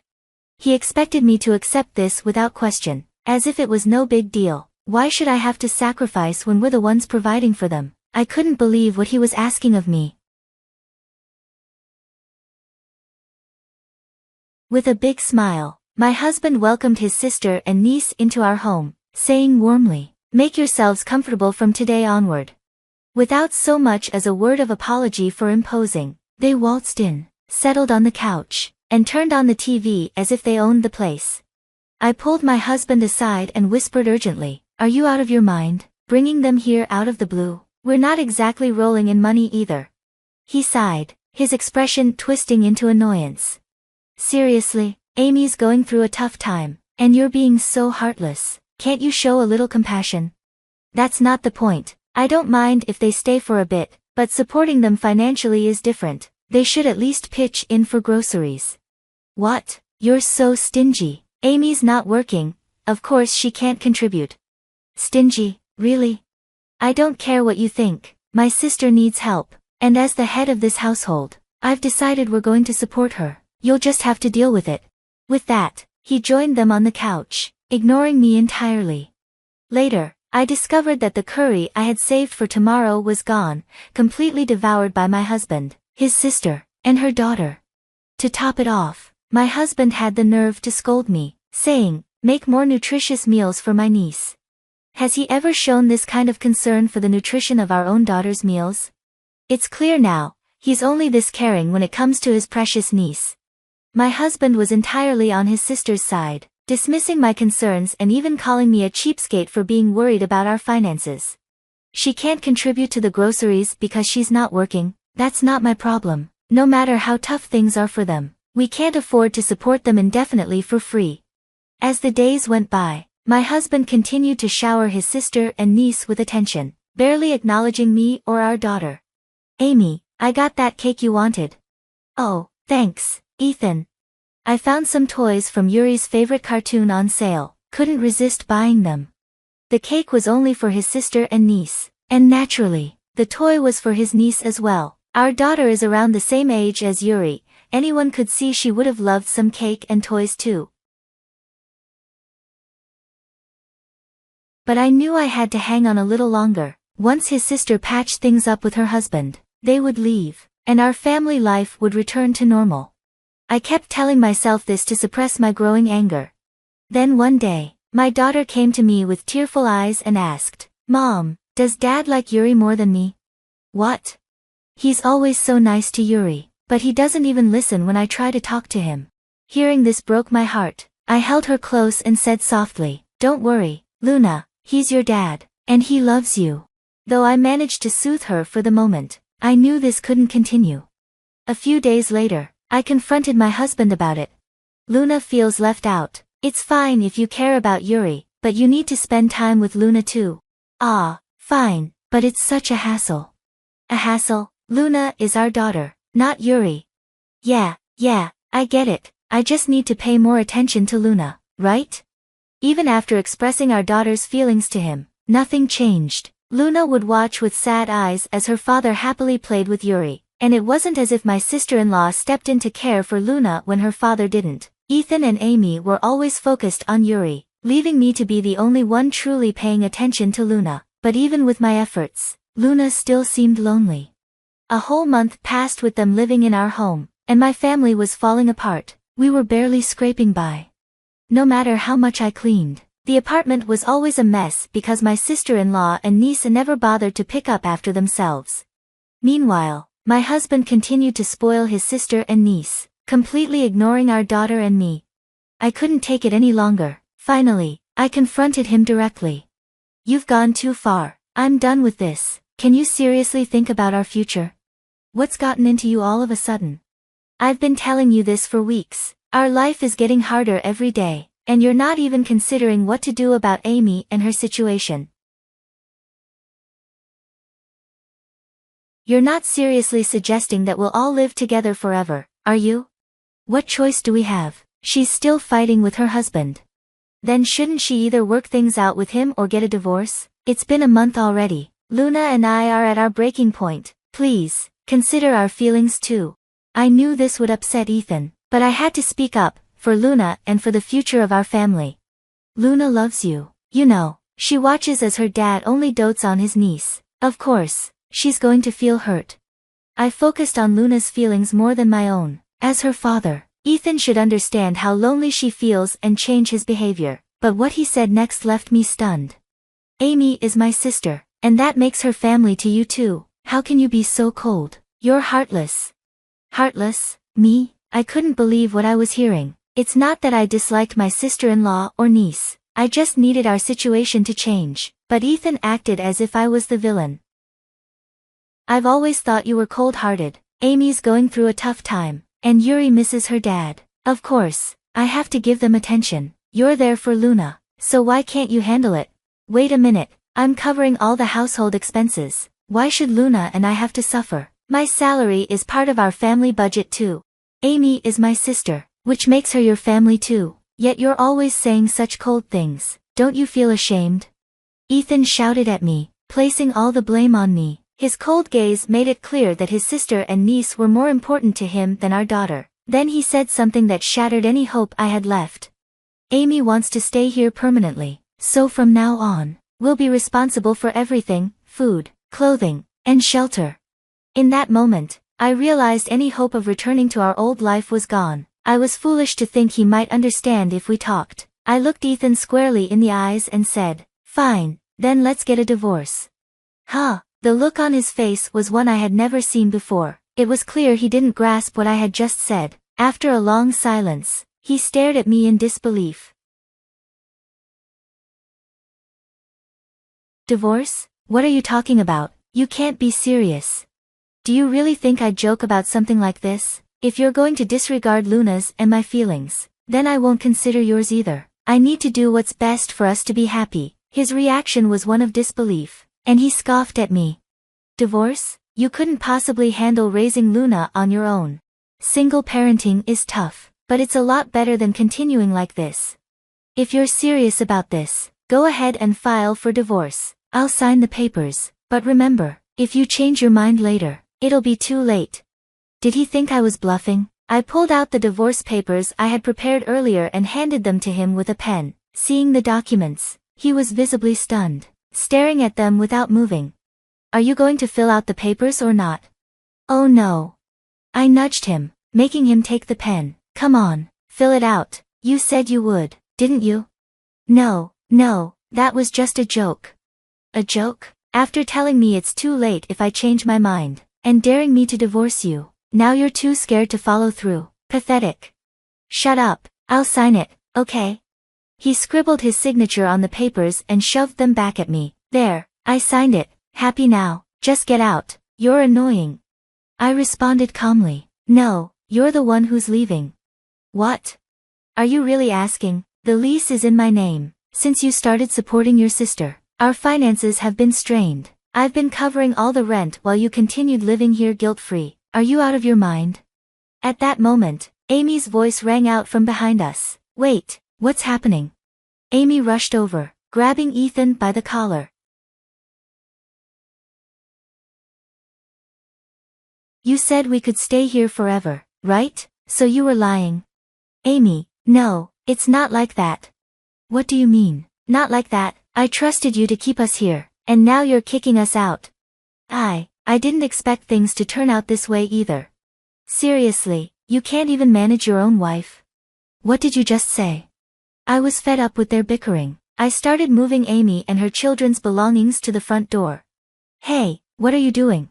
Amy stormed towards me, but with my decision to divorce Ethan final, I felt no obligation to protect her. Actually, you're trespassing. I need you to leave immediately. My tone made Amy shiver and take a step back. Hey, you can't just throw out our stuff. And you, Ethan, I said, turning to my ex-husband, it's time for you to leave as well. I don't need either of you anymore. What kind of thing is that to say to your husband? You're not my husband anymore. You're my ex-husband. I never thought you could be so cold-hearted. Well, that's your problem. You chose to prioritize your sister and her child over your own family. If you find them more important, why don't the three of you live together happily? Where are we supposed to go if we leave here? Are you really kicking us out? I don't care. Do what you want. Now get out, or I'll call the cops. Once I saw that Ethan and his sister's family had reluctantly left, I shut the door behind them. I likely wouldn't see them again. As I looked around the empty room, I noticed my daughter watching me with a confused expression. Mama, where did Daddy go? I'm sorry, Luna, do you think it would be okay if it's just Mama and you from now on? For a moment, she hesitated, but her smile soon returned. I'll be okay, as long as Mama's here with me, I'm fine. She ran to me, and I pulled her into a tight hug. That's right, even without Daddy, we'll be okay. The two of us can be happy together. I spent the next few days sending their belongings to my ex-husband's parents' house and explained the situation over the phone. It seemed they had returned to his parents' place, but they were met with anger and disowned. As a result, my ex-husband ended up renting a small apartment, where he now lives with his sister and niece. They probably got what they wanted, so I didn't give it another thought. I later learned that my sister-in-law's marital troubles stemmed from her spending habits. She was now being asked to repay the money she had spent. Meanwhile, my ex-husband kept sending me desperate texts, saying things like, I was wrong, please forgive me, I love you and Luna the most, and I want us to be a family again. I ignored every message, and they were promptly discarded. Luna has no interest in seeing her father, so we have no plans to meet him. I'm considering moving soon to avoid any trouble if he decides to come back. For Luna, I want to provide all the love and happiness in the world. Even without a father, I'm determined to ensure she lives a joyful life.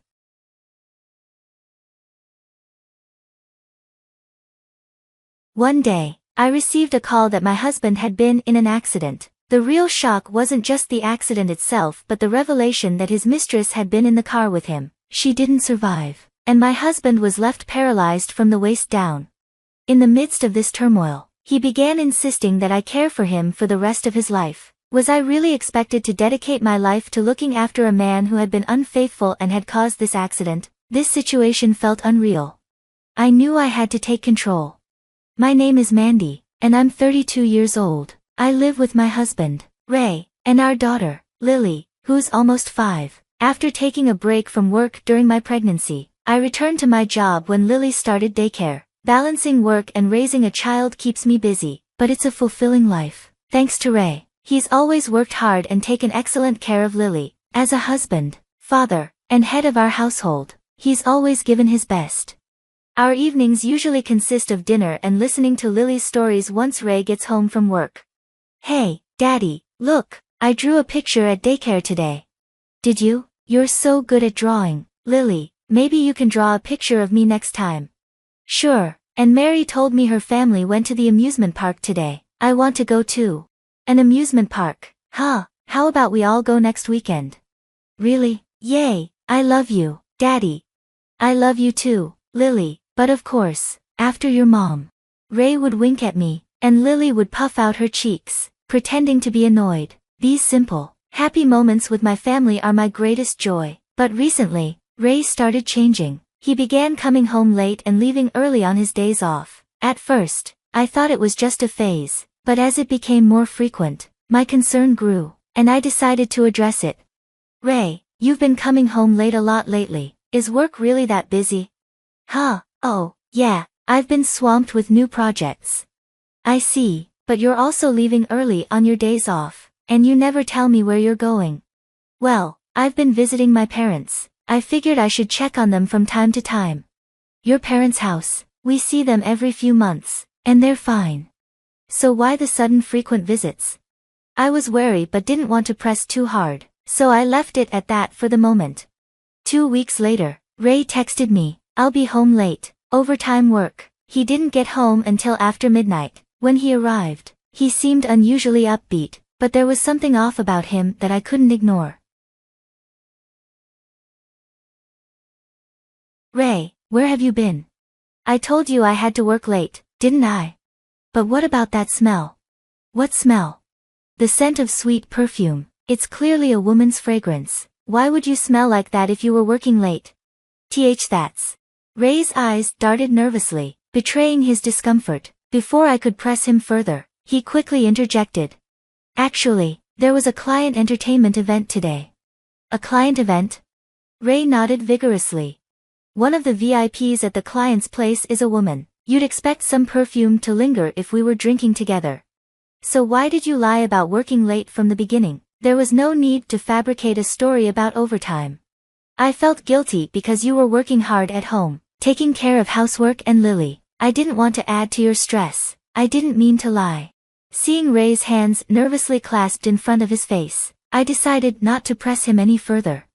Since I had work the next day, I chose to let it go and went to bed. However, every time Ray came home late, I noticed the same perfume on him. When I asked, he always claimed it was from another client event. My suspicions only grew stronger. One day, feeling that something was definitely off, I left Lily with my parents and met up with my younger sister. After we settled at a cafe, I shared my concerns about Ray's behavior. Ray has been coming home late a lot recently. So you're saying he always has a woman's perfume on him? Yeah, it's clear he's cheating. Really? My sister's serious nod confirmed my growing suspicion, although I had my own doubts. Hearing it from someone else made me more convinced. So Ray is really cheating on me? Firstly, it's odd to have client events with the same client so frequently. Plus, he must have been close enough for the perfume to stick, right? I guess so. I know it's tough with Lily and everything, but you need to have a serious talk with Ray. Yeah. Just then, my sister said with a disturbing tone, Hey, look over there. What's going on? Speak of the devil, that's your husband over there. Following her gaze, I saw Ray standing next to a young woman, who was clinging to his arm. The sight was so painful that I was left speechless. Ignoring my shock, my sister started taking pictures of them with her smartphone.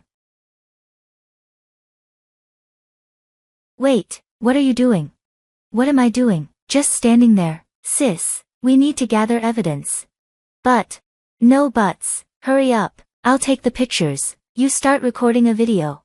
Urged by my sister, I fumbled with my smartphone, my hands shaking as I activated the camera. Ray and the woman got into his car, arm in arm, sharing multiple kisses. I recorded the whole scene, stopping only when their car finally drove off. Here I was, Ray's wife, now holding undeniable proof of his betrayal.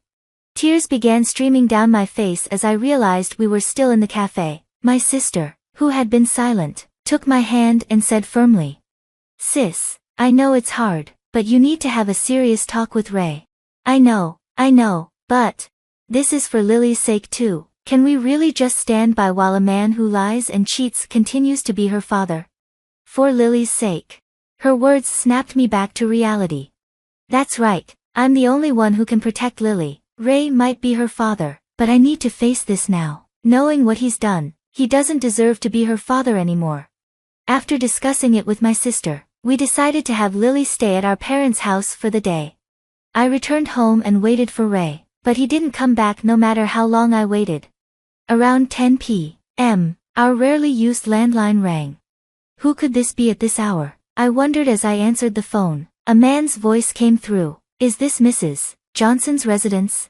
Yes, it is. Who am I speaking with? This is the police. Is this Mr. Ray Johnson's residence? Yes, it is. Please remain calm. Your husband has been involved in an accident. What? The police informed me that my husband had been in a car accident, and a woman in the passenger seat had died. They told me he had been taken to the nearby university hospital. I rushed to the hospital without even grabbing a bag. At the university hospital, my husband was in surgery in the emergency room. A police officer who had come to provide details of the accident spoke to me. From the circumstances, it seems your husband and the deceased woman were in a close relationship. Is that so? Noticing my stunned reaction, the officer asked, "Did you have any suspicions?" Yes, I was about to confront him with evidence of his affair today. I understand. I should tell you that there's a chance your husband might be left with some disability as a result of the accident. That's enough. Just enough.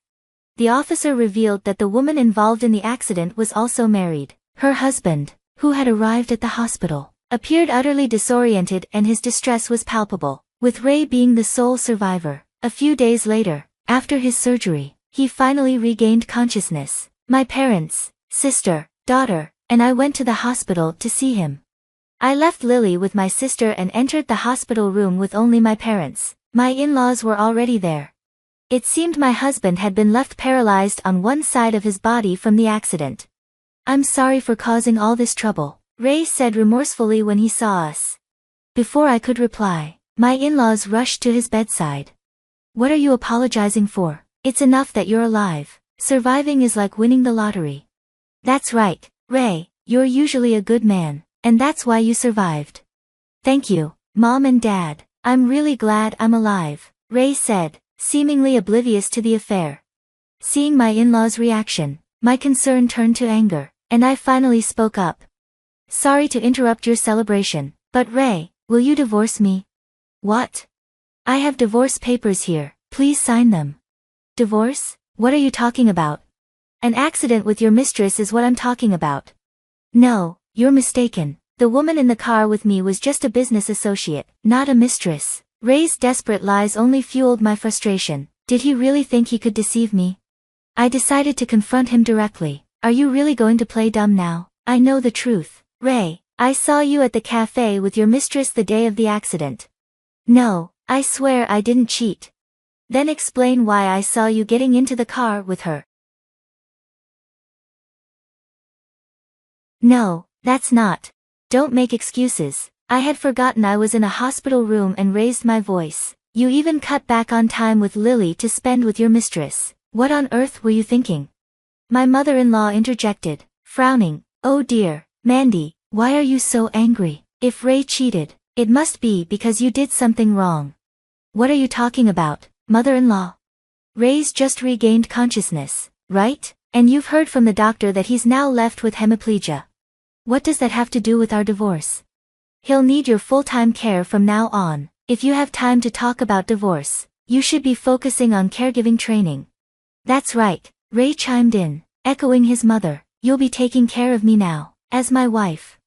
At that moment, any sympathy I had for Ray vanished. I had felt some pity for him after the accident, despite his infidelity, but now I was beyond caring. They showed no remorse for what they had done to me. All they cared about was themselves. Suppressing my rage, I faced my mother-in-law. Are you serious? Who would want to take care of a cheating fool? Fool, Mandy, how dare you insult my Ray?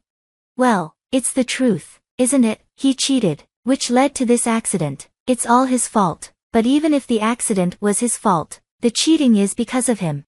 If I did something wrong, does that justify his cheating? I was working hard, balancing work, childcare, and housework. You say it's my fault, but you're defending your cheating son. That's... My unusually assertive tone made my mother-in-law's voice trail off. Ray, unable to stay silent, shouted, "How dare you speak to my mom like that?" Perhaps he thought his status as a patient made him untouchable, and he glared at me with indignation. I moved closer, glaring down at him, and he muttered, "What the?" in a fearful tone. "Cut the nonsense. Who do you think is responsible for this mess?" "Well, that is. The reason we're in this mess is that you betrayed our family. You got into an accident with your mistress. You must be a complete idiot." "What the?" "It's all messy now because you suddenly brought up divorce." He still didn't seem to grasp the gravity of his actions. Filled with disgust and bitterness, I lashed out. "Grow up. How long are you going to blame everyone else? Think about it. You're the one who cheated, and now your mistress is dead. Stop trying to justify yourself." Mandy. You've destroyed our family with your thoughtless affair. I don't know how much pain Lily will endure because of you. You've hurt me and trampled on our daughter's heart. I can't stay married to someone like you. Just go on and deal with your own mess." As I walked away, Ray sat there, speechless and pale. I paused to catch my breath when the hospital room door opened, and Lily walked in. "Lily, how did you?" "I'm sorry, sis." I looked away for just a moment. My younger sister followed Lily into the room, apologizing. Seeing Lily, Ray eagerly reached out to her. "Lily, you wouldn't want..." "Daddy, what? You don't want Mommy and Daddy to be apart?" Lily pondered for a moment before saying, "If Mommy's here, I'm okay." I was stunned. "What?" "Because Mommy looks sad when she's with Daddy. That's because Daddy's doing something that Mommy hates, right?" "Well, that's... I don't want the daddy who makes Mommy sad. I don't need a daddy. I'm happy with just Mommy." Ray looked shocked and speechless. Defeated, he slumped onto the bed. I handed him the divorce papers again, and this time, he signed them without protest. I then hired a lawyer and pursued alimony and child support, using the evidence of his infidelity. Additionally, the husband of his mistress demanded damages, further increasing the financial burden on Ray.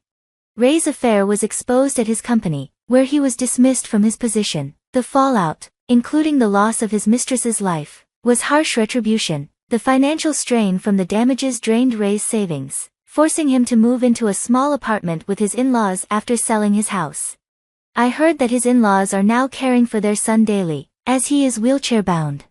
As for me, I've decided to stay at my parents' house with Lily for a while. Once we are settled, I plan to find a place for just the two of us. For now, it seemed better for Lily's well-being to be surrounded by family. On our way to daycare, I asked her about something that had been on my mind. "Hey, Lily, are you really okay?" "Huh, with what?"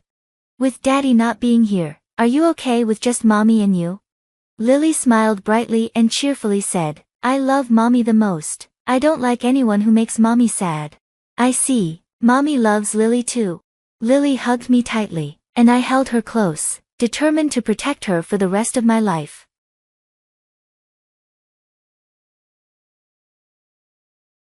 My name is Emily Davis, and I'm 21 years old. After graduating from culinary school, I started working at the coffee shop that my parents own and run. It's a cozy, well-loved spot in our town, with many regulars who make every day special.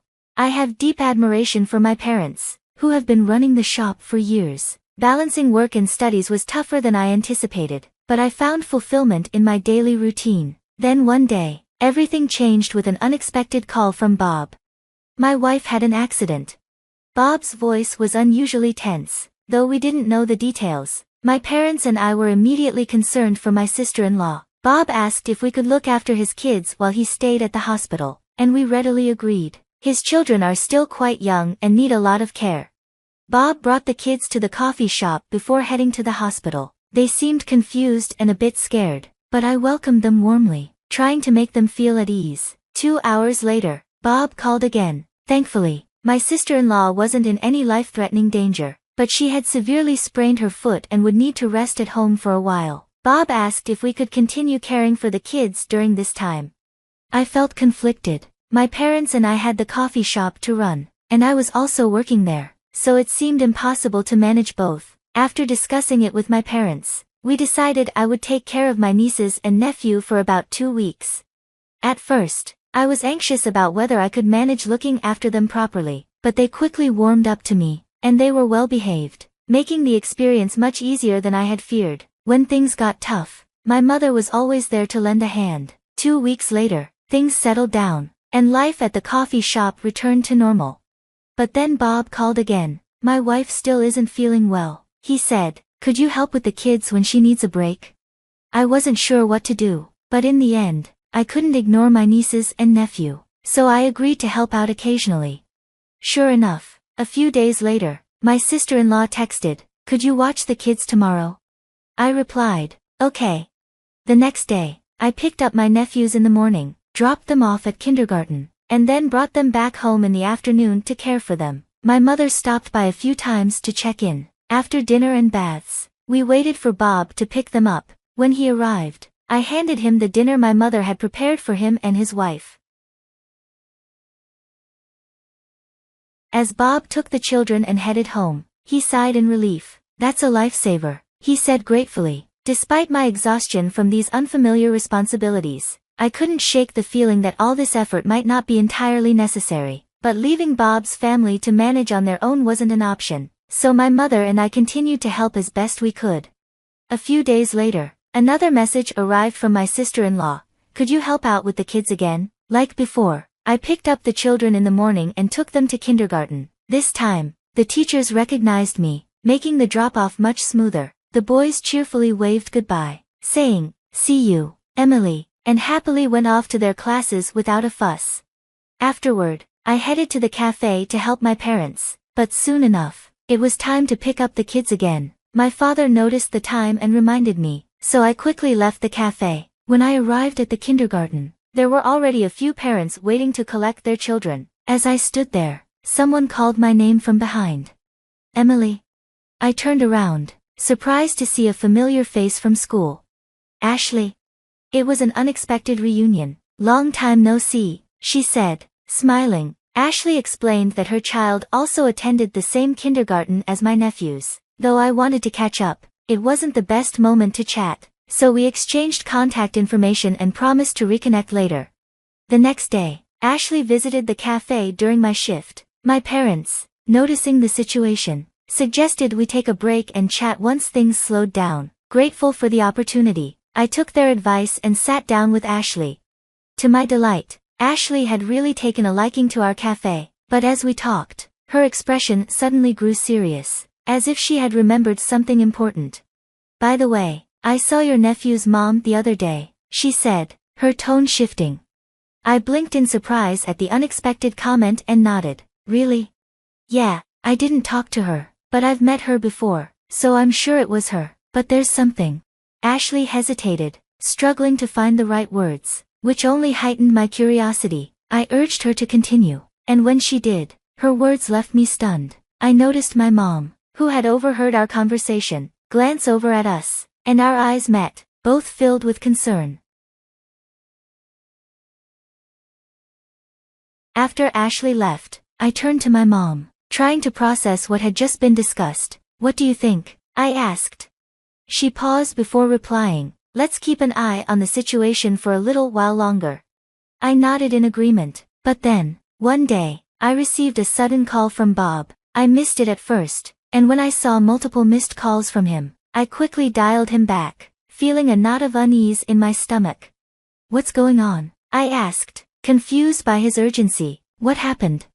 Bob's voice was tight, barely containing his anger. He explained that he had gone home to retrieve something he'd forgotten, only to find the kids home alone in what should have been an empty house. His story left me in shock, but as my mind raced, a troubling thought surfaced. Why was I the one being blamed? My confusion seemed to fuel Bob's anger even more. My wife said she asked you to watch the kids today, but you left them alone, and now you're questioning me. I was stunned by his accusation, but there were too many things that didn't add up, so I defended myself. Yes, your wife did message me, but I told her I couldn't do it today. Mom got sick last night, and we're short-staffed at the cafe. I have to work and don't have the time to watch the kids. There was a pause as Bob absorbed what I said. Then, his voice softened, but there was a hint of suspicion. My wife also said that every time she asked you to look after the kids, you complained and demanded payment. Is that true? I couldn't believe what I was hearing and couldn't help but raise my voice. What? I've never said anything like that. I've never asked for money. I've spent on the kids myself. And Mom knows that too. If you don't believe me, why don't you ask her? Bob fell silent, clearly unsettled by my response. He muttered, almost to himself, so what was that story about the money my wife mentioned? I have no idea, I replied firmly. You should ask your wife about it. Bob's voice sounded weary as he responded, I'll do that. Although I hesitated, I couldn't keep quiet after everything that had been said, so I decided to share with Bob what Ashley had told me. After listening, he sighed heavily, his voice reflecting deep exhaustion. Give me some time to think, he said before hanging up. As the anger subsided, I started to worry about Bob and decided to tell Mom everything I had shared with him. Days passed without any word from Bob, and during that time, my parents and I grew increasingly concerned. A few days later, another message arrived from Bob's wife. As usual, she was asking me to take care of the kids. My first instinct was to refuse. I had been helping out of goodwill, but knowing she had spoken about me behind my back made me feel taken advantage of. Just as I was about to decline, my mom intervened. Reach out to Bob before you respond, she advised. Taking her suggestion, I forwarded the message to Bob. A few minutes later, his reply came through. He seemed conflicted but had clearly made up his mind after seeing my message. After considering Bob's feelings, I responded to his wife with a simple, okay, and went to pick up the kids as usual. Once I had dropped the kids off at kindergarten, I made an important phone call. As I hung up, I took a deep breath, steeling myself for what was to come. When I arrived at the coffee shop, everything was set. Bob was already there, looking tense, whether from nerves or something else, I couldn't tell. It was the first time I'd seen him like this, and I hesitated, unsure how to approach him, but Mom stepped in. I'll pick up the kids, so don't worry, she told him gently. You need to focus on sorting things out with your wife, Emily. I'm counting on you. Bob, startled by my mom's words, nodded. I nodded back at her as well. All right, I'm heading out. With that, Bob and I set off for his house. When we arrived, he paused at the door, fumbling with his keys. I noticed his hands were shaking but chose to look away, giving him space. As he unlocked the door, faint voices drifted out. My sister-in-law and a few other women were talking inside. Bob slowly pushed the door open, and we entered quietly, trying not to make a sound. The conversation became clearer. So, how's your foot doing? I heard one of the women ask. My sister-in-law's voice responded to the question. Oh, it's fine, almost completely healed. My suspicions were confirmed in that moment. The uneasy feeling I'd had recently was suddenly clear. I snapped back to attention, focusing on what my sister-in-law was saying. But once it's fully healed, my husband will probably figure it out, and I won't be able to lounge around like I can now. One of her friends chimed in. Oh right, your sister-in-law and her parents are looking after the kids, aren't they? How lucky. Yeah, really lucky that Emily isn't married. I'm so grateful to have an unemployed, single homebody living at home, my sister-in-law replied with a chuckle. As I listened, my body grew hot with anger. I had suspected that my sister-in-law might be taking advantage of us, but hearing her blatant disrespect was infuriating. I couldn't hold back any longer. I burst into the living room, throwing the door open with a force that startled everyone inside. My sister-in-law's eyes widened in shock as she saw me standing there. I glared at her, my voice trembling with anger. Yes, I'm not married, and I live at home, but I'm far from idle. We helped out because we thought you needed it. I never imagined you would talk about us like this. Instead of addressing what I had said, my sister-in-law's focus shifted to how I had gotten into the house. Why are you here? How did you get in? At that moment, I felt a tap on my shoulder and stepped back. Bob moved forward, his face a mix of anger and disappointment. When my sister-in-law finally noticed him, her eyes widened in fear. Bob's voice was icy as he spoke. "I let us in. You've been lying to me all this time. You're despicable. You've been using the money I gave you for yourself instead of passing it to Emily, haven't you?"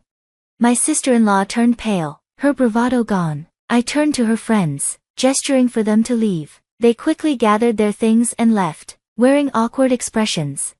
Among them was one person who caught my eye as she walked out, Senior Ashley. Ashley had known my sister-in-law for a while, but she had grown concerned about her recent behavior. When we unexpectedly reconnected, Ashley offered her support, helping to bring the truth to light.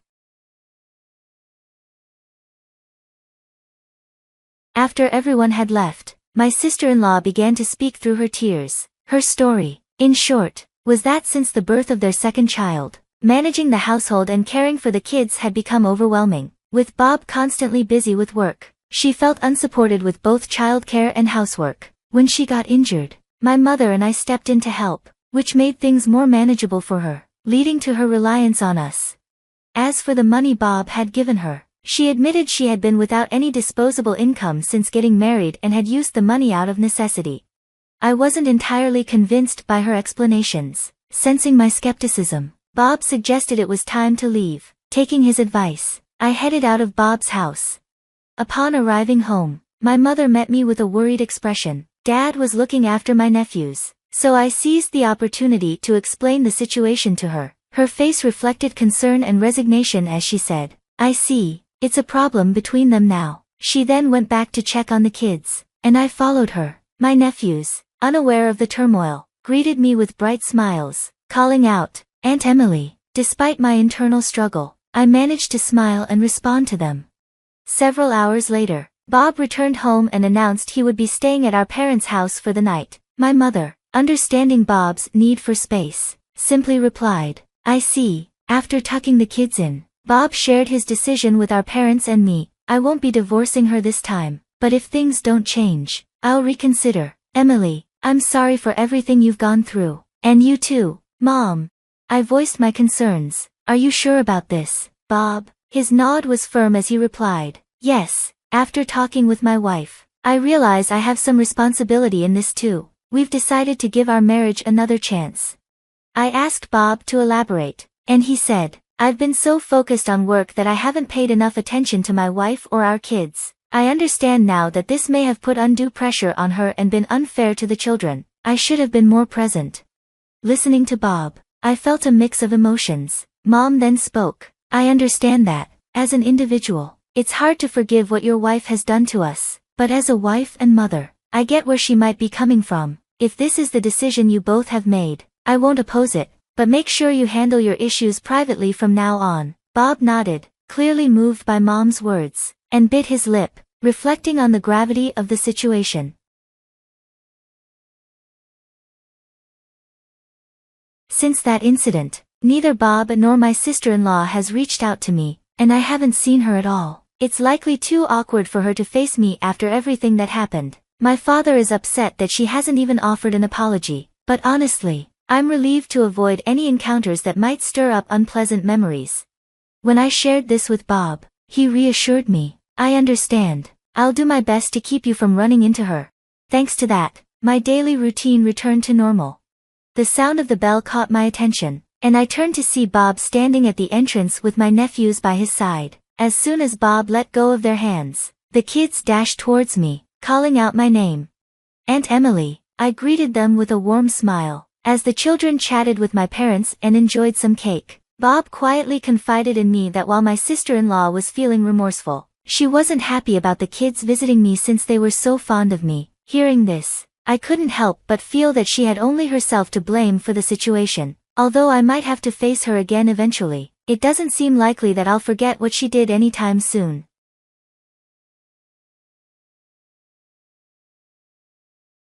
"You not only force our son to do all the household chores and childcare, but now you're after our money too. Get out of this house. You leeching bum, you're only bringing in $700. My mother-in-law's voice was a harsh, piercing scream, and her hand was gripping a knife menacingly. The cold sweat that broke out on my forehead was nothing compared to the heartbreak I felt. I had been juggling work and child-rearing in place of my unemployed husband, and now this was the thanks I got. I could take no more. Abandoning the chores, I grabbed my child and decided to return to my parents' house.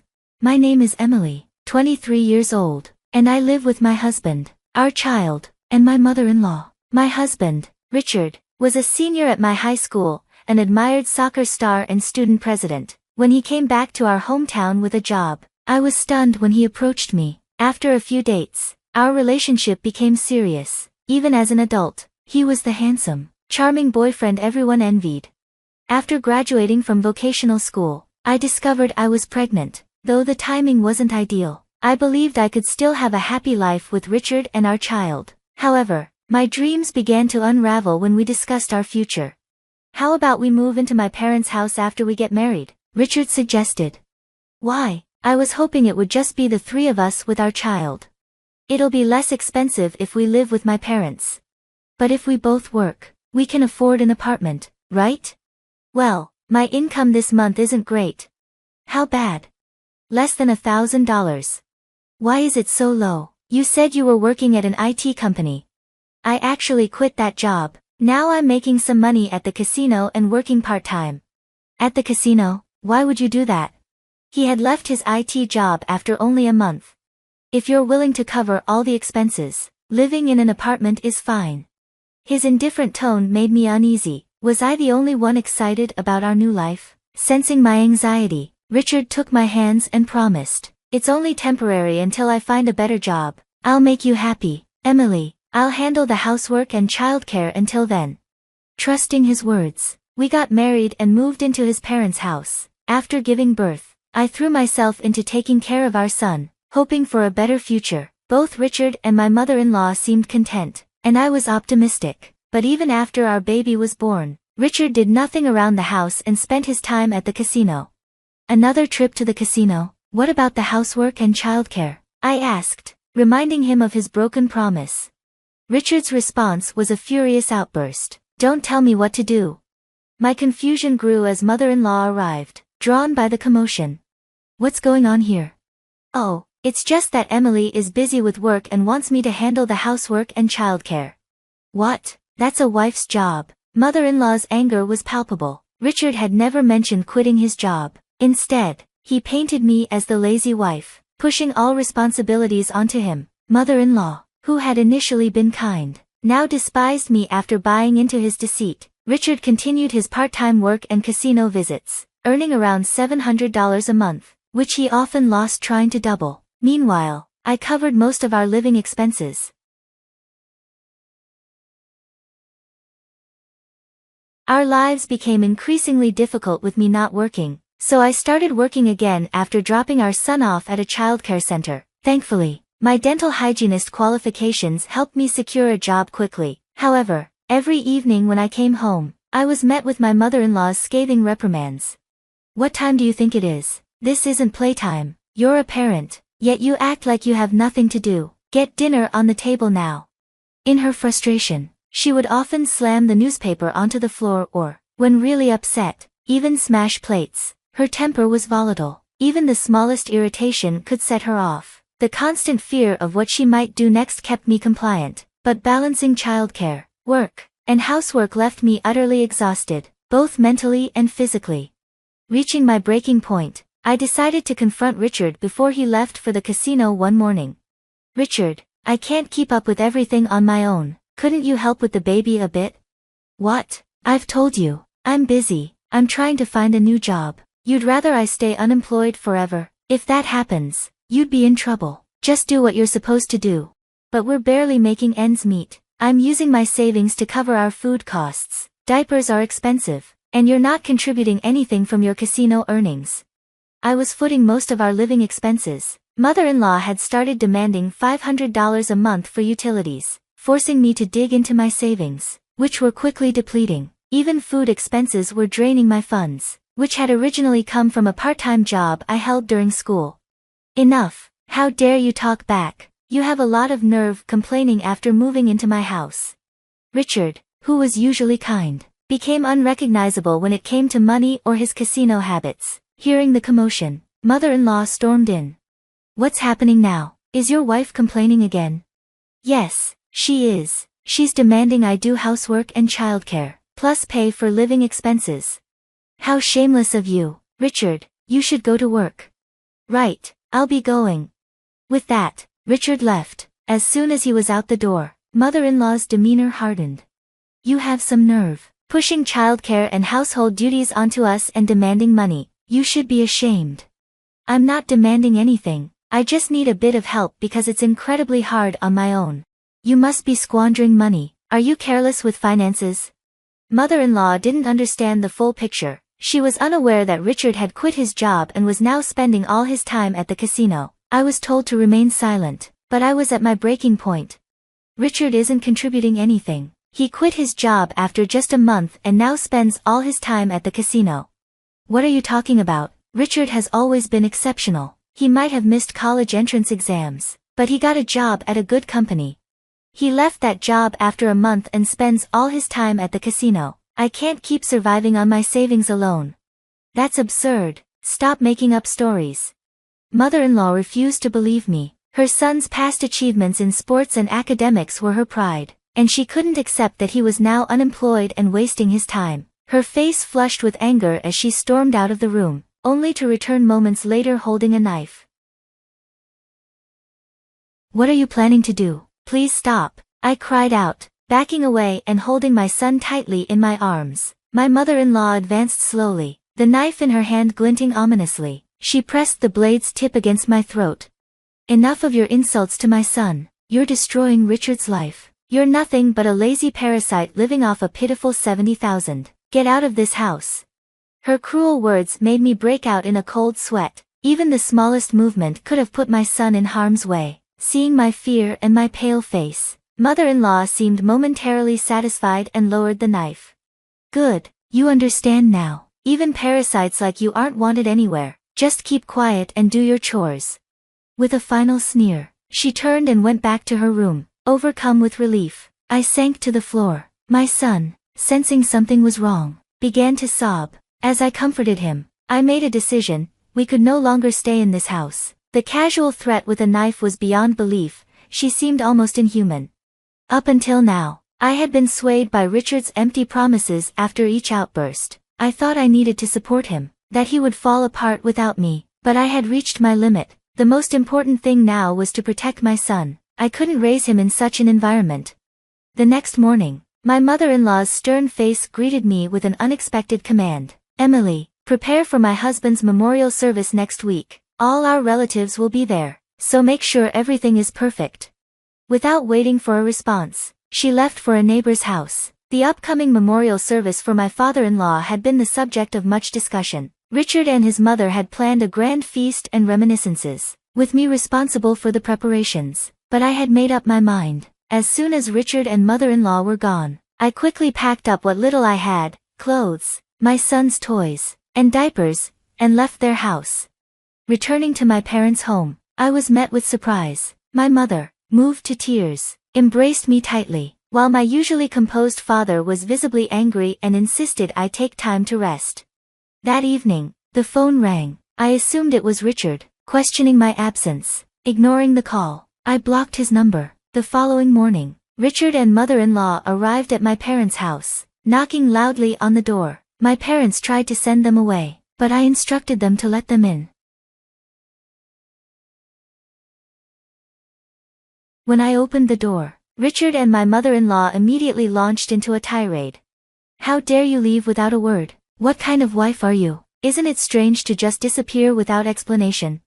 Please, keep your voice down. You're disturbing the neighbors. I replied calmly, struggling to keep my irritation in check. I wanted to ask them who the real problem was.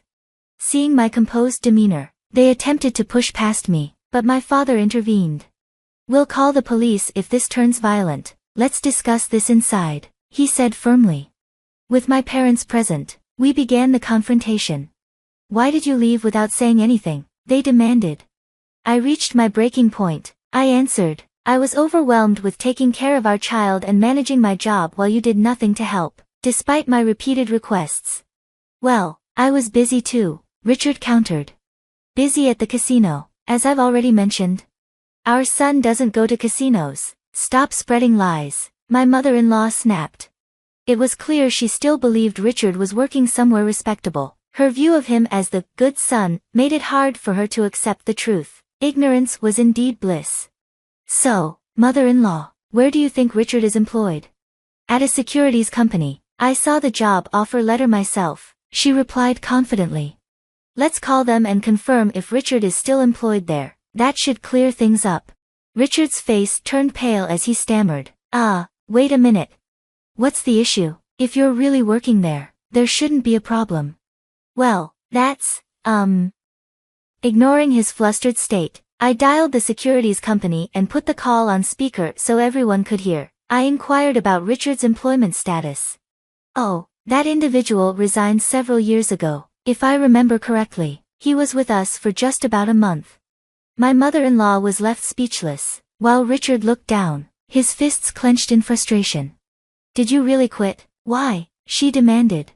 Because it was frustrating. The work was just menial tasks, and my boss yelled at me for every little mistake. It was harassment. Richard, why didn't you tell us? What have you been doing since then? I'm job hunting. How long have you been job hunting? It doesn't seem like you're getting any offers. How many companies have you applied to? I want to verify. Well, there haven't been any good opportunities. I'll get a job when a good company comes along. You seem quite confident. By the way, you're working part-time now, right? How much did you earn last month? $700. $700? Didn't you tell my mother that Emily was only making $700 and couldn't support herself, so you were the one supporting her? Apparently, Richard had told my mother-in-law that I wasn't earning anything. The truth was, as a dental hygienist, I earned at least $2,000 a month. My mother-in-law's face turned a deep red as she glared at Richard in disbelief. In that tense moment, Richard's anger reached a boiling point. Why are you doing this? It's all your fault for making me look like a fool. His pride was deeply wounded, and he slammed his hand on the table in frustration. This is public defamation. I sighed, barely containing my frustration. If you want to sue, be my guest, but remember, I'll countersue for threatening me with a knife. Lawsuits aren't cheap. Do you have the money for that? Richard clicked his tongue in irritation, likely realizing he'd spent his earnings at the casino. My mother-in-law was stunned by the revelation of Richard's unemployment. I addressed her directly. I've been covering all our living expenses. Richard promised he'd handle the housework and childcare after we got married, but he's done none of that. That's not what I was told, my mother-in-law exclaimed. It was clear she had blindly trusted Richard's version of events. She had been upset when I asked for help with the chores and childcare and even threatened me with a knife. Now, standing in front of my parents and being confronted with her son's shortcomings, she looked visibly uncomfortable. Mother-in-law, you haven't contributed financially either. We've been living on my income all this time. I have no intention of continuing to support this arrangement. I want a divorce. Divorce? You can't just spring that on us out of nowhere, she protested. Yes, that's right. I'll be pursuing it, and I expect compensation for the work I've done and child support as well, I stated firmly. Richard's face was filled with panic. No, that's impossible. I can't afford that. Well, then stop gambling and start paying up, I said coldly. But I can't. I don't have a job. I was stunned by Richard's lack of foresight. You don't have a job because you're too selective about the work you'll do. If you're not willing to do whatever it takes, finding employment will be a challenge. Many people work hard in difficult conditions to make a living. Quitting a job out of frustration or dissatisfaction won't make you more employable. Richard's promise to find a job seemed increasingly unrealistic. I'll have my lawyer handle the divorce proceedings. Please do not contact me from now on. What am I supposed to do? This is so selfish. What will happen to us? My mother-in-law's anger flared at my words. I maintained a deliberately puzzled expression and responded calmly to her outburst. I don't know. Figure out how to support yourselves. You heartless woman. Heartless? You're the last person who should call me that. Do you remember saying I was a nuisance because I was living off a meager $700 a month? You actually held a knife to my throat and told me to get out. And now, the person making that $700 is right here with you. Are you asking him to leave too? As I spoke, My mother-in-law's rage visibly intensified. She leaned forward and grabbed my collar. "Stop it. I told you I'll call the police if you touch her." My father intervened forcefully, pulling her off me, but her fury was unabated. Threats with a knife and now physical violence. How barbaric. Don't you think it's better not to make things worse? My mother-in-law glared at me, her resentment clear. Ignoring her, I addressed Richard. "I had hoped you'd change, but I'm done waiting. I need to protect our son. I won't be a burden anymore. I'll handle the money, the housework, and the child care if you come back." Handle the money, really? Even with careful budgeting, it's over $1,000 a month. Can you manage that? Richard's face turned ashen. He had never earned more than $1,000 since quitting his job. "But I have Mom's pension." "What? So you're depending on my pension now?" Even my mother-in-law was taken aback by his absurd suggestion. "I don't have many options. I'm doing part-time work and can't support us. Can we work something out?" My father, who had been listening intently, finally spoke up. "Richard, you and your mother have exploited our daughter terribly. If I had known what kind of person you were, I would have opposed the marriage. I will ensure she never returns to your house. I'm severing all ties." "But I can't live without Emily. Please give me another chance," Richard pleaded. "Don't be absurd. You're already planning to rely on her. A man who lacks the determination to earn a living and make his wife's life better doesn't deserve her. Leave now." For the first time, I saw my father lose his composure. His angry outburst was unsettling, and it left Richard and my mother-in-law visibly shaken. Richard knelt, his head bowed in a pitiful display. The image of the confident, charming man I once knew was gone. "Please reconsider, Emily," Richard begged, but my parents were resolute. They had had enough. "I refuse to be treated like a servant any longer. Please don't involve me in anything from now on." Once we had forcibly escorted them out, we locked the door. They pounded on it and shouted for a while, but they fled when a passing police officer intervened. After that, I learned that Richard was cut off by his mother and had been evicted from their home. He's now living in a dilapidated apartment, relying on welfare and part-time work to get by. Due to his volatile temper, he has trouble holding on to a single job for long, bouncing between part-time positions at convenience stores, construction sites, and other odd jobs. He's barely managing to scrape together enough to cover the compensation and child support payments, and he hasn't had the chance to look for a full-time job. Rumors suggest he's still frequenting the casino and has even fallen into debt, but I'm not concerned with his troubles. News of Richard's decline spread quickly among our high school classmates, and I received frequent updates and sightings of him. It seems that neighbors have witnessed my mother-in-law throwing Richard out and heard about their constant arguments. His unemployment and the fact that he was left by his wife have become common knowledge. My mother-in-law, who once proudly boasted about him, now rarely leaves her house, clearly embarrassed. With my parents' help in managing the housework and caring for my son, I've been able to focus more on my job. I now have more time to spend with my son, as he no longer needs to be at the childcare center. Everything is going well, and I regret not divorcing sooner. From now on, I'm dedicated to cherishing the time I have with my son and being more present in his life as he grows up.